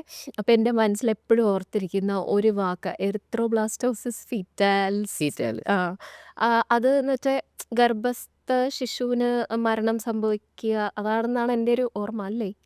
അല്ല, നമ്മളിപ്പോൾ ഫോർ എക്സാമ്പിൾ നമ്മൾ നമുക്കിപ്പോൾ എല്ലാവർക്കും അറിയാം നമ്മുടെ ഹസ്ബൻഡിൻ്റെയും വൈഫിൻ്റെയും ബ്ലഡ് ഗ്രൂപ്പ് അത് അതിൻ്റെ അതാണ്. ശരി. അപ്പോൾ വൈഫിൻ്റെ ബ്ലഡ് ഗ്രൂപ്പ് RH നെഗറ്റീവും ഹസ്ബൻഡിൻ്റെ ബ്ലഡ് ഗ്രൂപ്പ് RH പോസിറ്റീവും ആവുകയാണെങ്കിൽ, കുഞ്ഞെങ്ങാനും RH പോസിറ്റീവ് ആവുകയാണെങ്കിൽ അതിൻ്റെ അമ്മയുടെ ഇതുമായിട്ട് മിക്സിപ്പ് ചെയ്ത് കഴിഞ്ഞതിന് ശേഷം അടുത്ത വരുന്ന കുഞ്ഞിനാണ് ഇത് ബാധിക്കുക. ഓക്കെ, ഇത് ഈ ഒരു സെൻസിറ്റൈസേഷൻ വരിക പ്രശ്നം ഉണ്ടാവുന്നതും ചെയ്യുന്നത് ആ ഒരു രോഗത്തിനെ കുറിച്ചാണ് കൺസേൺഡ് ആവുന്നത്. അപ്പോൾ കുഞ്ഞിനെ മരിക്കാനുള്ള അതൊക്കെ ലേറ്റ് പ്രഗ്നൻസി ലോസസ്സാണ്. ലേറ്റ് പ്രഗ്നൻസി ലോസസ് എന്ന് പറഞ്ഞു കഴിഞ്ഞാൽ മാക്സിമം 2ാം ത്രൈമാസം മുതലുള്ള ലോസസ് അധികവും കാണുക. നമ്മൾ നേരത്തെ പറഞ്ഞില്ലേ ഈ കുട്ടികൾ ടീനേജിലൊക്കെ ആവുന്ന സമയത്ത് പ്രോപ്പറായിട്ടുള്ള വാക്സിനേഷൻസും പ്ലാനിങ് ഒക്കെ വേണം. ഇപ്പോൾ കേരളത്തിലെ ഒരു സ്ട്രക്ചർ എടുത്ത് നോക്കിക്കഴിഞ്ഞ് കഴിഞ്ഞാൽ ഇപ്പോൾ കുട്ടികളൊരു 16 വയസ്സൊക്കെ കഴിഞ്ഞു കഴിഞ്ഞാൽ അവർ സെക്ഷുവലി ആക്റ്റീവ് ആയിരിക്കാം എന്നുള്ളൊരു സംഭവം അക്സെപ്റ്റ് ചെയ്യാൻ ഇപ്പോഴും പാരൻസിന് പറ്റിയിട്ടില്ല. കല്യാണം കഴിഞ്ഞ് അല്ലെങ്കിൽ പ്രേമിക്കുന്ന സമയത്താണെങ്കിൽ പോലും പ്രേമം അറിയുമെങ്കിൽ പോലും they won't be ready to accept that they will be sexually active. അപ്പോൾ അതുകൊണ്ടാണ് ഇങ്ങനെയുള്ള വാക്സിൻസോ അല്ലെങ്കിൽ ബർത്ത് കൺട്രോൾ പിൽസോ ഒന്നും എന്താ പറയുക വൈഡ്ലി യൂസ് ചെയ്യപ്പെടാത്തത്. അല്ലെങ്കിൽ ഇപ്പോൾ ഞാനൊക്കെ ഒരു 24 ഇയേഴ്സൊക്കെ ആയി കഴിഞ്ഞിട്ടാണ് ഇങ്ങനെയുള്ള കാര്യങ്ങളെക്കുറിച്ച് അറിയുന്നത് വരെ. മേ ബി എൻ്റെ പാരൻസിന് അറിയാമായിരുന്നു, അല്ല അവർ പറഞ്ഞു തന്നിരുന്നെങ്കിൽ മേ ബി ഞാൻ നേരത്തെ അറിഞ്ഞേനെ. അപ്പോൾ അതെങ്ങനെയാണ് നമുക്ക് ആ ഒരു ഇത് മാറ്റിയെടുക്കാൻ പറ്റുക? സെക്ഷൽ ഹെൽത്ത് അല്ലെങ്കിൽ സെക്ഷൽ ഹെൽത്തിനെ കുറിച്ചുള്ള പഠനം എല്ലാ സ്കൂളുകളിലും വേണമെന്നും അത് തുടങ്ങി കിട്ടിയെന്നും എല്ലാ സ്കൂളുകളിലും ഇപ്പോഴും ഉണ്ട്. ഈ പറഞ്ഞ പോലെ ഒരു ടോപ്പിക്കായിട്ട് പഠിപ്പിക്കണമെന്ന്. ആ സമയത്ത് നിങ്ങളിത് വായിച്ചോളൂ, എന്നിട്ട് ആരോടെങ്കിലും സംശയം ചോദിച്ചോളൂ എന്ന് പറയുന്നതാണ് ടീച്ചേഴ്സിൻ്റെ.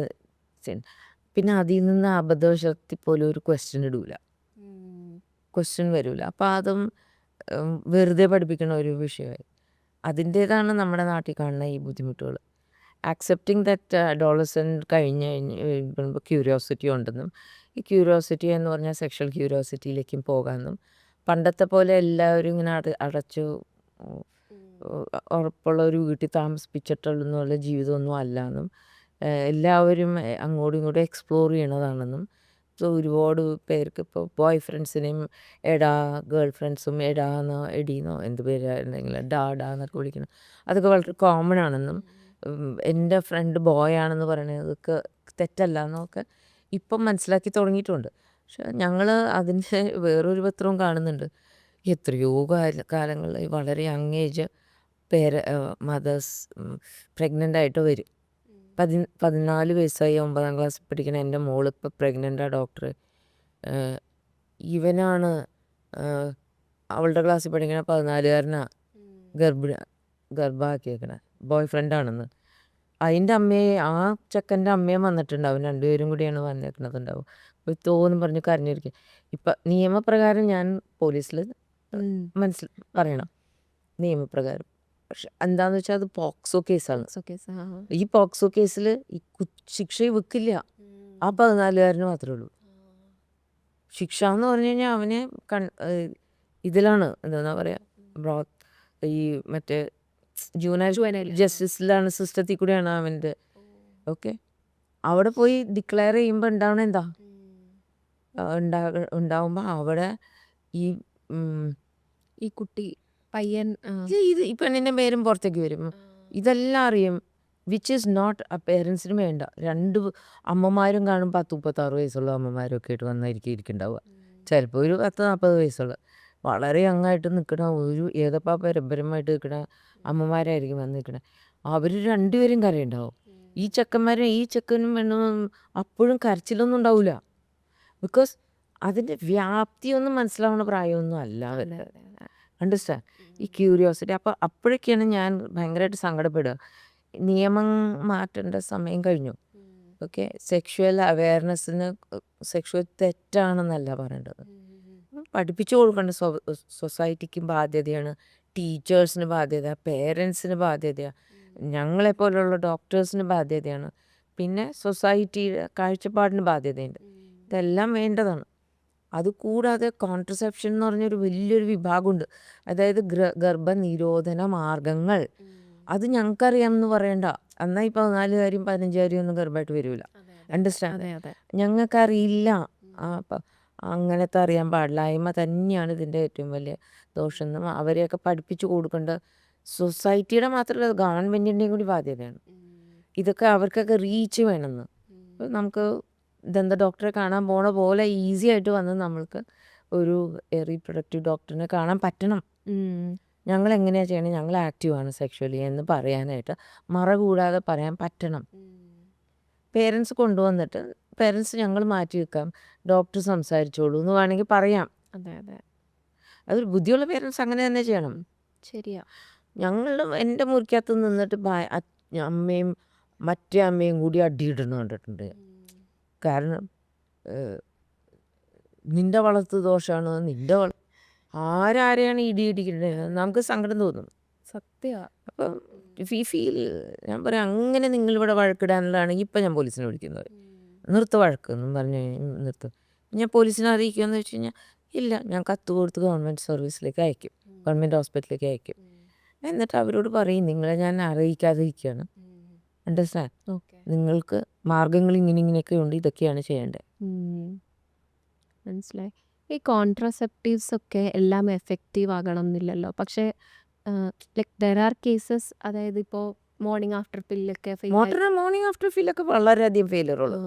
അപ്പോൾ അതൊന്നും should never be considered emergency contraceptive എന്ന് പറയപ്പെടുന്ന മോർണിംഗ് ആഫ്റ്റർ പില്ലൊക്കെ വളരെ ഫെയിലിയർ ഉള്ള കാര്യം. അതൊന്നും ഒരു റെഗുലർ കോൺട്രസെപ്റ്റീവ് പെട്ടിട്ടേ ഇല്ല. അപ്പോൾ എന്താ പ്രോപ്പർ മെത്തേഡ്? ലൈക്ക് ഇഷ്ടംപോലെ. അപ്പോൾ അതന്നെയാണ് ഞങ്ങൾ ഹിസ്റ്ററി എടുക്കണമെന്ന് പറഞ്ഞത്. പേഷ്യൻറ്റിൻ്റെ എല്ലാം നോക്കിയിട്ട് അവർക്ക് പറ്റിയ കോൺട്രസെപ്ഷൻസ് ഒക്കെയാണ് പറഞ്ഞു കൊടുക്കുന്നത്. പിന്നെ അവരെ സെക്ഷൽ ഹിസ്റ്ററി കൊണ്ട് ആഴ്ചയിൽ ഒരു പ്രാവശ്യം മാത്രം വരുന്ന ഹസ്ബൻഡോ ബോയ് ഫ്രണ്ടോ ആണെന്ന് വിചാരിക്കുക, അല്ലെങ്കിൽ മാസത്തിൽ ഒരു മാസത്തിൽ മാത്രം വരുന്നവരാണ്. അവർക്ക് പറയുന്നതല്ലായിരിക്കാം റെഗുലർലി ഉള്ള ഒരു കപ്പിളിനോട് പറയേണ്ടതും. And depending on the diseases ഉള്ളവരാണെങ്കിൽ അങ്ങനെയൊക്കെ.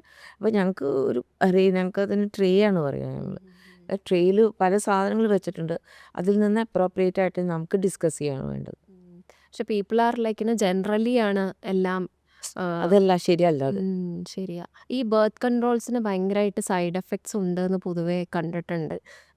ഞാൻ കൂടുതലും റീൽസിലൊക്കെയാണ് കണ്ടിട്ടുള്ളത്. ഇങ്ങനെ മറ്റേ ഇവരിങ്ങനെ ചാർട്ട് പോലെ ഇങ്ങനെ കാണിച്ചിട്ട് ഒക്കെ കുറേ കാണിച്ചിട്ടുണ്ട്. ശരിക്കും അങ്ങനെയുണ്ടോ? എനിക്കറിയില്ല, എനിക്ക് മനസ്സിലായില്ല, ഞാൻ കണ്ടിട്ടില്ല. അതുകൊണ്ടൊന്നും അങ്ങനെയല്ല, എനിക്കും അറിയില്ല. ഞാൻ ജസ്റ്റ് റീലിൽ കണ്ടു ഇട്ടു, അങ്ങനെ ഉള്ളതാണ്. ഭയങ്കര ഹാംഫുൾ ആയിട്ടുള്ള സൈഡ് എഫക്ട്സ് ഉണ്ട്. ഒന്നുമില്ല. ഉണ്ടാവുകയാണെങ്കിൽ വേൾഡ് ഹെൽത്ത് ഓർഗനൈസേഷനോ ഓൾ ഗവൺമെൻറ്റോ അത് നിയമപരമാക്കുകയല്ല. ഏറ്റവും ഇമ്പോർട്ടൻറ്റ് നമ്മുടെ സെൻട്രൽ ഗവൺമെൻറ് ഇതിന് ഭയങ്കരമായിട്ട് സബ്സിഡൈസ് ചെയ്തിട്ടാണ് വീക്കണം. ബിക്കോസ് ആളുകൾക്ക് പൊതുവേ ഇങ്ങനെ ഒരു സ്ഥിരം ഒരു പില്ല് കഴിക്കുക എന്നൊക്കെ പറയുമ്പോൾ പിന്നീട് നിങ്ങൾക്ക് കുട്ടികളുണ്ടാവാൻ ബുദ്ധിമുട്ടായിരിക്കും. Absolutely ridiculous. പല കാര്യങ്ങൾക്ക് ഞങ്ങൾക്ക് അത് വേണം. Like for example polycystic ovarian syndrome ഉള്ളവരാണോ, എൻഡോമെട്രിയോസിസ് ഉള്ളവരാണെങ്കിൽ ഇതാണ് കൊടുക്കേണ്ടത്. ആ 28 ഡേ ടാബ്ലറ്റ് അല്ലേ? അത് PCO എനിക്ക് ഡയഗ്നോസ് ചെയ്ത സമയത്ത് I use to take it. പക്ഷേ ആ സമയത്ത് എൻ്റെ സ്കിൻ ഗോട്ട് ബെറ്റർ. അപ്പം ഞാൻ ഓർത്തു, ഇനി സൈഡ് എഫക്റ്റ് സ്കിന്ന് ക്ലിയർ ആവുമെന്നാണോ? ആണ് ചില കാര്യങ്ങൾക്ക് അങ്ങനെയാണ്. PCOSന്, ചില എൻഡോമെട്രിയോസിസിനൊക്കെ ഇതാണ് ഫസ്റ്റ് ലൈൻ ട്രീറ്റ്മെൻറ്റ്. ഓക്കെ, മനസ്സിലായി. ഈ എൻ്റെ പോഡ്കാസ്റ്റിൽ പണ്ട് ഒരു പീഡിയാട്രിഷ്യൻ, കുറച്ച് നാൾ മുന്നേ ഒരു പീഡിയാട്രിഷ്യൻ വന്നതാണ്. അപ്പോൾ പുള്ളിക്കാരി കുട്ടികളെ ഹാൻഡിൽ ചെയ്ത് ഒരുപാട് ഇതുണ്ടെങ്കിലും പുള്ളിക്കാരി പറഞ്ഞു, സ്വന്തമായിട്ടൊരു കുട്ടി ഉണ്ടായപ്പോൾ കുട്ടിയെ എങ്ങനെ എടുക്കണമെന്ന് പോലും അറിയില്ല, എങ്ങനെയാ അങ്ങനെ ഒരു ഡിസ്കഷൻ വന്നിരുന്നു. അപ്പോഴാണ് ഞാൻ ചിന്തിച്ചത്, ഇപ്പം പുറത്തെ രാജ്യത്തുള്ള സീരീസുകളോ സിനിമകളോ ഒക്കെ കണ്ടു കഴിഞ്ഞാൽ അവർ പ്രഗ്നൻ്റ് ആവുന്ന സമയത്തെ പേര് അതും ഇതൊക്കെ ആലോചിക്കുന്നതിനേക്കാൾ കൂടുതൽ പ്രയോറിറ്റി ക്ലാസ്സസിന് പോകും. അതായത് ഇപ്പോൾ കുട്ടിയെ എങ്ങനെയാണ് റാപ്പ് ചെയ്യുന്നത്, എങ്ങനെയാണ് ഡയപ്പർ ചേഞ്ച് ചെയ്യുന്നത്, പിന്നെ പാർട്ട്നേഴ്സിൻ്റെ തമ്മിൽ തമ്മിൽ രണ്ടുപേരും ടാസ്ക് ഡിവൈഡ് ചെയ്ത് ചെയ്യുന്നത്, അങ്ങനെയുള്ള ക്ലാസ്സുകൾ ഭയങ്കര ഡെഡിക്കേറ്റഡ് ആയിട്ട് അതിനവർ പ്രയോറിറ്റി ഭയങ്കരമായിട്ട് കൊടുക്കുന്നുമുണ്ട്. എനിക്ക് തോന്നുന്നു ഒരു 5th മന്തിലോ 6th മന്തിലോ കൊടുക്കുന്നുണ്ട്. പക്ഷെ അത്രയും ഇവിടെ ഞാൻ കണ്ടിട്ടില്ല. മേ ബി എനിക്ക് അത്രയും നോളജ് എന്ന് വെച്ചാൽ അതിനോടുള്ള എക്സ്പോഷർ കിട്ടാത്തതുകൊണ്ടാണോ എന്നറിയില്ല. പക്ഷെ കുറവാണ്. അതെന്തുകൊണ്ട് അങ്ങനെ? ഇല്ല, ഞാൻ പറയാം, ഈ പറഞ്ഞ ക്ലാസ് ഇപ്പോൾ ബേബിയെ റാപ്പ് ചെയ്യുന്ന ക്ലാസ്സോ അതൊന്നും നമ്മൾ കൊടുക്കാറില്ല. കാരണം എന്താ വെച്ചാൽ ഞങ്ങളിവിടെ കാണുന്നത് നമ്മുടെ സൊസൈറ്റിയിൽ നമ്മൾ സൊസൈറ്റൽ എക്സ്റ്റെൻഡഡ് ഫാമിലിയുടെ സപ്പോർട്ട് കാണുന്നുണ്ട്. 80 യെസ് to യെസ്. ഇല്ല 95% ആൾക്കാർ ഞങ്ങൾ അറിയുന്നത് ഇത്രയേ ഉള്ളൂ, നിങ്ങൾ എങ്ങനെയാണ് താമസിക്കുന്നത്, ആരാ സപ്പോർട്ട് ചെയ്യാനുള്ളത്. ഇത് അറിഞ്ഞു കഴിയുമ്പോൾ ഞങ്ങൾക്കറിയാം ദാറ്റ് ഇങ്ങനത്തെ ആൾക്കാരുടെ അടുത്ത് we don't have to discuss, അവർക്ക് ഓൾറെഡി സപ്പോർട്ട് ഉണ്ടെന്ന്. ഇല്ലാത്തവരെ മാത്രമേ നമുക്ക് അതിനെക്കുറിച്ച് പഠിപ്പിച്ചു കൊടുക്കേണ്ടതുള്ളൂ. അപ്പോൾ അവരെ വിടുന്നുണ്ട് ഞങ്ങൾ. അല്ലെങ്കിൽ ഞങ്ങൾ എല്ലാ ഫസ്റ്റ് ടൈം മദേഴ്സിനും ലാക്ടേഷൻ കൺസൾട്ടേഷൻ, ഫിസിയോതെറപ്പികൾ, പിന്നെ പെയിൻ മാനേജ്മെൻറ്റിനുള്ള ക്ലാസ്സസ്, അതായത് അനസ്തീസിയ ക്ലാസ്സസ്, പിന്നെ ലേബർ റൂം ക്ലാസ്സസ്, എല്ലാത്തരം ഡയറ്റീഷ്യൻ ക്ലാസ്സസ്, ഇതെല്ലാം കൊടുക്കാറുണ്ട് എല്ലാവർക്കും. അപ്പോൾ അവരെ ഒന്ന് പ്രിപ്പയർ ചെയ്ത് നിർത്താറുണ്ട് നമ്മൾ. പക്ഷെ നമ്മളിവിടെ നമുക്ക് ഞങ്ങൾ എഴുതാറുണ്ട് സോഷ്യൽ സപ്പോർട്ട്, നോട്ട്സിൽ എഴുതുമ്പോൾ സോഷ്യൽ സപ്പോർട്ട്, യെസ്, എക്സ്റ്റൻഡഡ് ഫാമിലിയും ഉണ്ട്. അപ്പോൾ അതാകുമ്പോൾ ഇത്രയും നമുക്ക് പറയേണ്ടതുള്ളൂ. ശരി. അവിടെ എങ്ങനെയാണെന്ന് വെച്ച് കഴിഞ്ഞാൽ വെസ്റ്റേൺ സൊസൈറ്റിയിൽ നിങ്ങളായി നിങ്ങളുടെ പാടായി അങ്ങനെ ജീവിച്ചോളണം എന്നാണ്. ശരി ശരി. ഓക്കെ, ഞങ്ങളെ വന്ന് ഉപദ്രവിക്കരുത് എന്നുള്ള ഒരു ഗ്രാൻഡ് പാരൻസ് എന്ന് പറഞ്ഞു കഴിഞ്ഞാൽ വൺസ് ഇൻ എ വൈൽ ഒരു വെക്കേഷൻ ഹോമാണ്. ഉള്ളൂ. ശരിയാ ശരിയാ. അത് പറഞ്ഞപ്പോൾ ഞാൻ ചിന്തിച്ചു. അതാണ്. ഇവിടെ എന്ന് പറഞ്ഞു കഴിഞ്ഞാൽ ഭയങ്കര ജോയിന്റ് ഫാമിലി അല്ലെങ്കിൽ അറ്റ്ലീസ്റ്റ് മദർ ഇൻ ലോയോ സ്വന്തം അമ്മയോ ഓൾറെഡി ഒരു അമ്മയായ അല്ലെങ്കിൽ ഒരു പാരൻസ് ആയ ആരെങ്കിലും. സഹായിക്കാനുണ്ടാവും. അതെ. പിന്നെ വേറൊരു കാര്യം കൂടി കണ്ട്, ഫോർ എക്സാമ്പിൾ ഇപ്പം യു കാൻ ടോക്ക്, ഈ പറഞ്ഞ അധികം നമ്മൾ USA നിന്ന് വരുന്നിടത്താണ് ഈ കാണുന്നത്. USA ഇപ്പോഴും നമ്മുടെ നാട്ടിലുണ്ടെങ്കിൽ പോലും മെറ്റേണിറ്റി ലീവിൻ്റെ ഒരു സിസ്റ്റം ഇല്ല അവർക്ക്. ശരിയാ, കുറവാ അവിടെ, ഭയങ്കര കുറവാ. ഒരു മാസമാണ്. എന്നോട് ഞാൻ പണ്ട് എൻ്റെ ഞാൻ വർക്ക് ചെയ്തിരുന്ന US ക്ലൈൻ്റ് ആയിരുന്നു. അപ്പോൾ അവിടെ ഒരു ഇന്ത്യൻ പുള്ളിക്കാരി എൻ്റെ അടുത്ത് പറഞ്ഞു അവിടെ 1 മാസം ഉള്ളൂ. അപ്പോൾ ഭയങ്കര അതാ ഇന്ത്യയിൽ പോലത്തെ അല്ല, യൂറോപ്പിലെ 1 കൊല്ലമുണ്ട് പല രാജ്യങ്ങളിലും മെറ്റേണിറ്റി ലീവ് 1 ഇയർ ഉണ്ട് മദറിന്. പെറ്റേണിറ്റി ലീവ് പോലും സ്വീഡനൊക്കെ ഇപ്പോൾ 2 പേർക്കും കൊടുക്കുന്നു 1 ഇയറൊക്കെ. ഇപ്പോൾ ചില സ്കാൻഡിനേവിയൻ കൺട്രീസ് അതും കൊടുക്കുന്നു. കാരണം അവർക്ക് പോപ്പുലേഷൻ എങ്ങനെയെങ്കിലും വലുതാക്കിയാൽ കൊള്ളാമെന്നുള്ളത് അതുകൊണ്ട്. പക്ഷെ മറ്റിടത്ത് അങ്ങനെയല്ല. ശരിയാ. USA 1 സിംഗിൾ മന്താണ് പെണ്ണുങ്ങൾക്ക് ജോലി. അപ്പോൾ എല്ലാം ഡിവൈഡ് ചെയ്യണം, പാർട്ട്ണറും ഇവരും ഡിവൈഡ് ചെയ്ത് ചെയ്യണം. അതിൻ്റേതായ ബുദ്ധിമുട്ടുകൾ അവർ കാണുന്നുണ്ട്. അവിടെ നിന്ന് വരുന്നതിൽ ഇങ്ങനെ എല്ലാം പഠിപ്പിച്ചു വിടണം. നമ്മളിപ്പോൾ യൂറോപ്പിൽ ചെല്ലുകയാണെങ്കിൽ ഇത്രയും കാണുന്നില്ല. ശരിയാ. പിന്നില്ലേ ഈ ഞാൻ എല്ലാ റിയൽ റെഫറൻസ് എടുക്കുന്നുണ്ടെന്ന് തോന്നുന്നു. പക്ഷെ കൂടുതലും ഈ സോഷ്യൽ മീഡിയയിലാണല്ലോ ഇപ്പം എല്ലാം ഡിസ്കസ് ചെയ്യപ്പെടുന്നത്. അതുപോലെ ഡിസ്കസ് ചെയ്യുന്നൊരു കാര്യമാണ് ഈ പ്രഗ്നൻ്റ് ആയിരിക്കുന്ന ഒരു 5th or 6th മന്ത് തൊട്ട് വെയിറ്റ് ട്രെയിനിങ് ചെയ്ത് കഴിഞ്ഞാൽ ഡെലിവറി ടൈമിൽ 1 സിംഗിൾ പുഷ് മതിയായിരിക്കും. എന്ത് ട്രെയിനിങ്? വെയിറ്റ് ട്രെയിനിങ് ചെയ്യുന്ന സമയത്ത് വർക്കൗട്ട് ഇൻ ജനറൽ എന്ന് പറയാം. വെയിറ്റ് ട്രെയിനിങ് കൂടുതലും ഫ്രഷറൈസ് ചെയ്ത് പറയുന്നത്. ചെയ്തു കഴിഞ്ഞാൽ 1 സിംഗിൾ പുഷിലാണ് ഡെലിവറി ചെയ്യാൻ പറ്റിയ അത്ര ഈസി ആയിരിക്കും എന്ന് പറയുന്നവരുണ്ട്. എൻ്റെ ഈസി ആയിരുന്നു എന്നും പറയുന്നവരുണ്ട്, ഈസി ആയിരിക്കും എന്നും പറയുന്നവരുണ്ട്. ശരിക്കും അത് റിലേറ്റഡ് ആണോ? there are no studies for that. Okay, പക്ഷേ നമ്മളിപ്പോൾ റെഗുലറായിട്ട് എക്സസൈസുകൾ നിർബന്ധിച്ച് ചെയ്യിക്കുന്നു. മിനിമം എക്സസൈസെങ്കിലും ചെയ്യണം. അതിന് അപ്പർ ലിമിറ്റ് ഒന്നുമില്ല, ഇഷ്ടംപോലെ പ്രാവശ്യം നിങ്ങൾ ചെയ്തോളൂ, മിനിമം ചെയ്യിക്കാൻ പറ്റും. അപ്പോൾ അതിനകത്ത് നമ്മൾ പെരിനിയൽ മസിൽ ട്രെയിനിങ് ഉണ്ട്, മറ്റേ നമ്മുടെ ലങ് മസിൽസ് ട്രെയിനിങ് ഉണ്ട്, അതായത് റെസ്പിറേറ്ററി മസിൽ ട്രെയിനിങ് ഉണ്ട്. ഇതെല്ലാം നമ്മൾ പറയാറുണ്ട്. സ്ക്വാട്ടിങ് ട്രെയിനിങ് ഉണ്ട്, ഇതെല്ലാം ഉണ്ട്. അതിൻ്റെ കൂടെ supposing you have started wait training മുമ്പേ അത് കണ്ടിന്യൂ ചെയ്യാൻ പറയും, നിർത്തണ്ടെന്ന് പറയും. ഓക്കെ, പുത്തനായിട്ട് പഠിക്കേണ്ട സാധനമല്ല വെയിറ്റ് ട്രെയിനിങ് പ്രഗ്നൻസി. ശരി, മുന്നേ ചെയ്തിരുന്നവരാണ് അത് കണ്ടിന്യൂ ചെയ്യണം. പക്ഷെ മുന്നേ ചെയ്യാത്തവർക്ക് പോലും ഞാൻ പറഞ്ഞ ട്രെയിനിങ്ങുകൾ, ബ്രീതിങ് എക്സസൈസുകൾ, പെൽവിക് ഫ്ലോർ എക്സസൈസുകൾ, പെൽവിക് മസിൽ ട്രെയിനിങ് ഇത്യാദികളൊക്കെ നിർബന്ധമാണ്. ഫിസിയോതെറാപ്പി ചെയ്യുവോ? ആ ബിഫോർ ആണോ ആഫ്റ്റർ ആണോ ചെയ്യുന്നത്? ബിഫോർ മുതൽ 4 മാസം മുതൽ മിനിമം ചെയ്യിക്കും ഞാൻ. ഓക്കെ. ആ. അപ്പം മൂലം ഞങ്ങൾ 3 സെഷനെങ്കിലും കൊടുക്കും. ബാക്കി എത്രയും പ്രാവശ്യവും നിങ്ങൾ വീട്ടിൽ പോയി ചെയ്താൽ മതി, ഇവിടെ പഠിപ്പിക്കും. ഞാൻ പോഡ്കാസ്റ്റ് തുടങ്ങുന്നതിന് മുന്നേ എപ്പിഡ്യൂറലിൻ്റെ കാര്യം നമ്മൾ ഡിസ്കസ് ചെയ്തായിരുന്നു. പക്ഷെ അത് ഞാൻ എടുത്ത് പറയാൻ കാര്യം എന്നെപ്പോലെ ഇത് അറിയാത്ത ആരെങ്കിലും ഉണ്ടെങ്കിൽ നമ്മളുടെ ഈ സംസാരത്തിൽ കൂടെ അറിഞ്ഞോട്ടെ എന്ന് വെച്ചിട്ടാണ് അത് ഞാൻ എന്തായാലും പോഡ്കാസ്റ്റിൽ സംസാരിക്കാമെന്ന് വിചാരിച്ചത്. ബിക്കോസ് എനിക്കറിയില്ലായിരുന്നു. അതായത് ഈ നോർമൽ ഡെലിവറി ടൈമിൽ അതായത് പെയിൻ റിലീഫിനായിട്ട് ഡ്രഗ്സേ യൂസ് ചെയ്യുമെന്ന് ഞാൻ അറിഞ്ഞിട്ടേ ഉണ്ടായിരുന്നില്ല. Like that was like oh അങ്ങനെ ആയിരുന്നോ എന്നുള്ളൊരു ഇത്. പിന്നെ എൻ്റെ നമുക്കങ്ങനെയാണല്ലോ, നമ്മുടെ എന്തെങ്കിലും പറ്റിയാലല്ലേ നമ്മൾ കൂടുതൽ കാര്യങ്ങൾ അന്വേഷിച്ച് പോവുള്ളൂ. ചേച്ചിയാണ് പറഞ്ഞത് ഇതിപ്പോൾ എപ്പിഡ്യൂറൽ എടുത്താലും വേദനയ്ക്ക് കുറച്ച് റിലീഫ് കിട്ടും. It will be better than എടുക്കാതിരിക്കുന്ന ഒരു സിറ്റുവേഷനിലും. പിന്നെ അപ്പോഴാണ് ഞാൻ ഗൂഗിൾ സെർച്ച് ചെയ്തത്. അപ്പോഴാണ് കണ്ടത് ഇത് കുറേ പേര് എടുക്കാറില്ല, കുറേ പേര് എടുക്കാറുണ്ട്, അതൊരു ഓപ്ഷനായിട്ടാണ് കൊടുക്കുന്നത്, there is a time period to take it, അങ്ങനെയൊക്കെ പറഞ്ഞിരിക്കുന്നത്. അപ്പോൾ അതിനെക്കുറിച്ചൊരു അവയർനെസ് പോലെ പറയാം. Epidural pain relief in labour പുതിയതായിട്ട് തുടങ്ങിയതല്ല. ഈ എപ്പിഡ്യൂറൽ അനൽജീസിയ തുടങ്ങിയിട്ട് 100 ചില്ലുവാനും കൊല്ലമായി. അതായത് നമ്മളൊരു സെഞ്ച്വറി ഓൾഡ് പ്രൊസീജിയറിനെ കുറിച്ചാണ് ഈ പറയുന്നത്. പെയിൻ റിലീഫ് ഇൻ ലേബറിനെ കുറിച്ച് പറയുമ്പോൾ അത്രയും കാലമായിട്ട് നമുക്ക് ഈ പെയിൻ റിലീഫ് ഇൻ ലേബർ വേണം എന്നുള്ളതിനെ കുറിച്ച് ഒരു സമാധാനത്തോടുകൂടി സന്തോഷത്തോടുകൂടി ഇരിക്കുന്ന അമ്മ, അല്ലാണ്ട് കരഞ്ഞു പിഴിഞ്ഞ് ബഹളം വെക്കണ ഒരു അമ്മയല്ലാണ്ട്. അപ്പോൾ അങ്ങനെ വേണമെന്നുള്ളു. ഇപ്പോൾ അതിന് വേണ്ടിയിട്ട് കുറേ കാലമായിട്ടാണ് അതിനകത്ത് ഇപ്പോൾ ഒരുപാട് നല്ല ഡ്രഗ്സ് ഉണ്ട്. നമുക്ക് അനസ്തീസിയ, അനൽജീസിയ എന്ന് പറഞ്ഞാൽ വേദന സംഹാരികൾ, ഒരുപാട് നല്ല ഡ്രഗ്സ് ഉണ്ട്. പലത് ഈ എപ്പിഡ്യൂറൽ അനൽജീസിയ എന്നാണ് ഇതിന് പറയുക, ഈ ലേബർ സമയത്ത് എടുക്കണേന്. ഈ അനൽജീസിയ എന്ന് പറയുമ്പോൾ ഈ അനാൽജസിക് കുത്തിവെക്കുകയാണ് എപ്പിഡ്യൂറൽ സ്പേസിൽ. അതിനകത്ത് അത് ടെമ്പററി ആണ്. അതായത് ഇത് നിർത്തിക്കഴിഞ്ഞാൽ നിർന്നു, ഓക്കെ, അത് കണ്ടിന്യൂ ചെയ്യരുത്. എപ്പിസോട്ടമി സ്യൂച്ചറിങ്ങോ അല്ലെങ്കിൽ വല്ല ടയർ സ്യൂച്ചറിങ്ങോ ഉണ്ടെങ്കിൽ അത് തീരണ വരെ, അത് കഴിഞ്ഞാൽ സെക്കൻഡ് കണക്കിന് അത് നിർത്തണം. കാരണം patient should be up and about to feed the baby, മൂത്രം ഒഴിക്കാൻ പോകണം, ഒക്കെ വേണമല്ലോ. അപ്പോൾ ഇത് ഒരു ലിമിറ്റേഷൻസും ഉണ്ട് ചെയ്യിക്കണേന്. അനസ്തീസിയ പോലെ കംപ്ലീറ്റ്ലി പാരലൈസ്ഡ് ആക്കാൻ പറ്റില്ല നമുക്ക്. അപ്പോൾ അങ്ങനെ ചെയ്യിക്കുമ്പോൾ ഒരു ഔട്ട് ഓഫ് 10 ആണ് നമ്മളൊരു പെയിൻ സ്കോർ വെച്ചേക്കണേന്ന് വെച്ച് കഴിഞ്ഞാൽ അപ് ടു 8 വരെ നമുക്കതിൽ നിന്ന് നമുക്ക് റിലീഫ് കിട്ടും അനൽജീസിയ മുഖാന്തരം. ഒരു 2 ബ്രേക്ക് ത്രൂ പെയിൻ വരും. ബ്രേക്ക് ത്രൂ പെയിൻ വരണം, നമുക്ക് വേണം. കാരണം കാല് മടക്കാൻ പറയുകയാണെങ്കിൽ അവർക്ക് തന്നെ ചെയ്യണം, മൂത്രം ഒഴിക്കാൻ പറയുകയാണെങ്കിൽ മൂത്രം തന്നെ ഒഴിക്കാൻ പറ്റണം, പുഷ് ചെയ്യുമെന്ന് പറയുമ്പോൾ അവർക്ക് ഹോൾഡ് ചെയ്യാൻ പറ്റണം. ഇതൊക്കെ അവരെ കൊണ്ട് തന്നെ ചെയ്യിക്കണം. അപ്പോൾ നമുക്കൊരു റേറ്റ് ദ സ്കെയിൽ ഓഫ് +10 ആക്കി 10 വരെ കൊടുക്കുകയാണെങ്കിൽ ഒരു അപ് ടു 8 വരെ നമുക്ക് മാറിക്കിട്ടി. 2 ഇത്തിരി കിട്ടും. അത് എസ്പെഷ്യലി സെക്കൻഡ് സ്റ്റേജിൽ പുഷ് ചെയ്യുന്ന സമയത്ത് വേണം, ഇത്തിരി വേദന വേണം.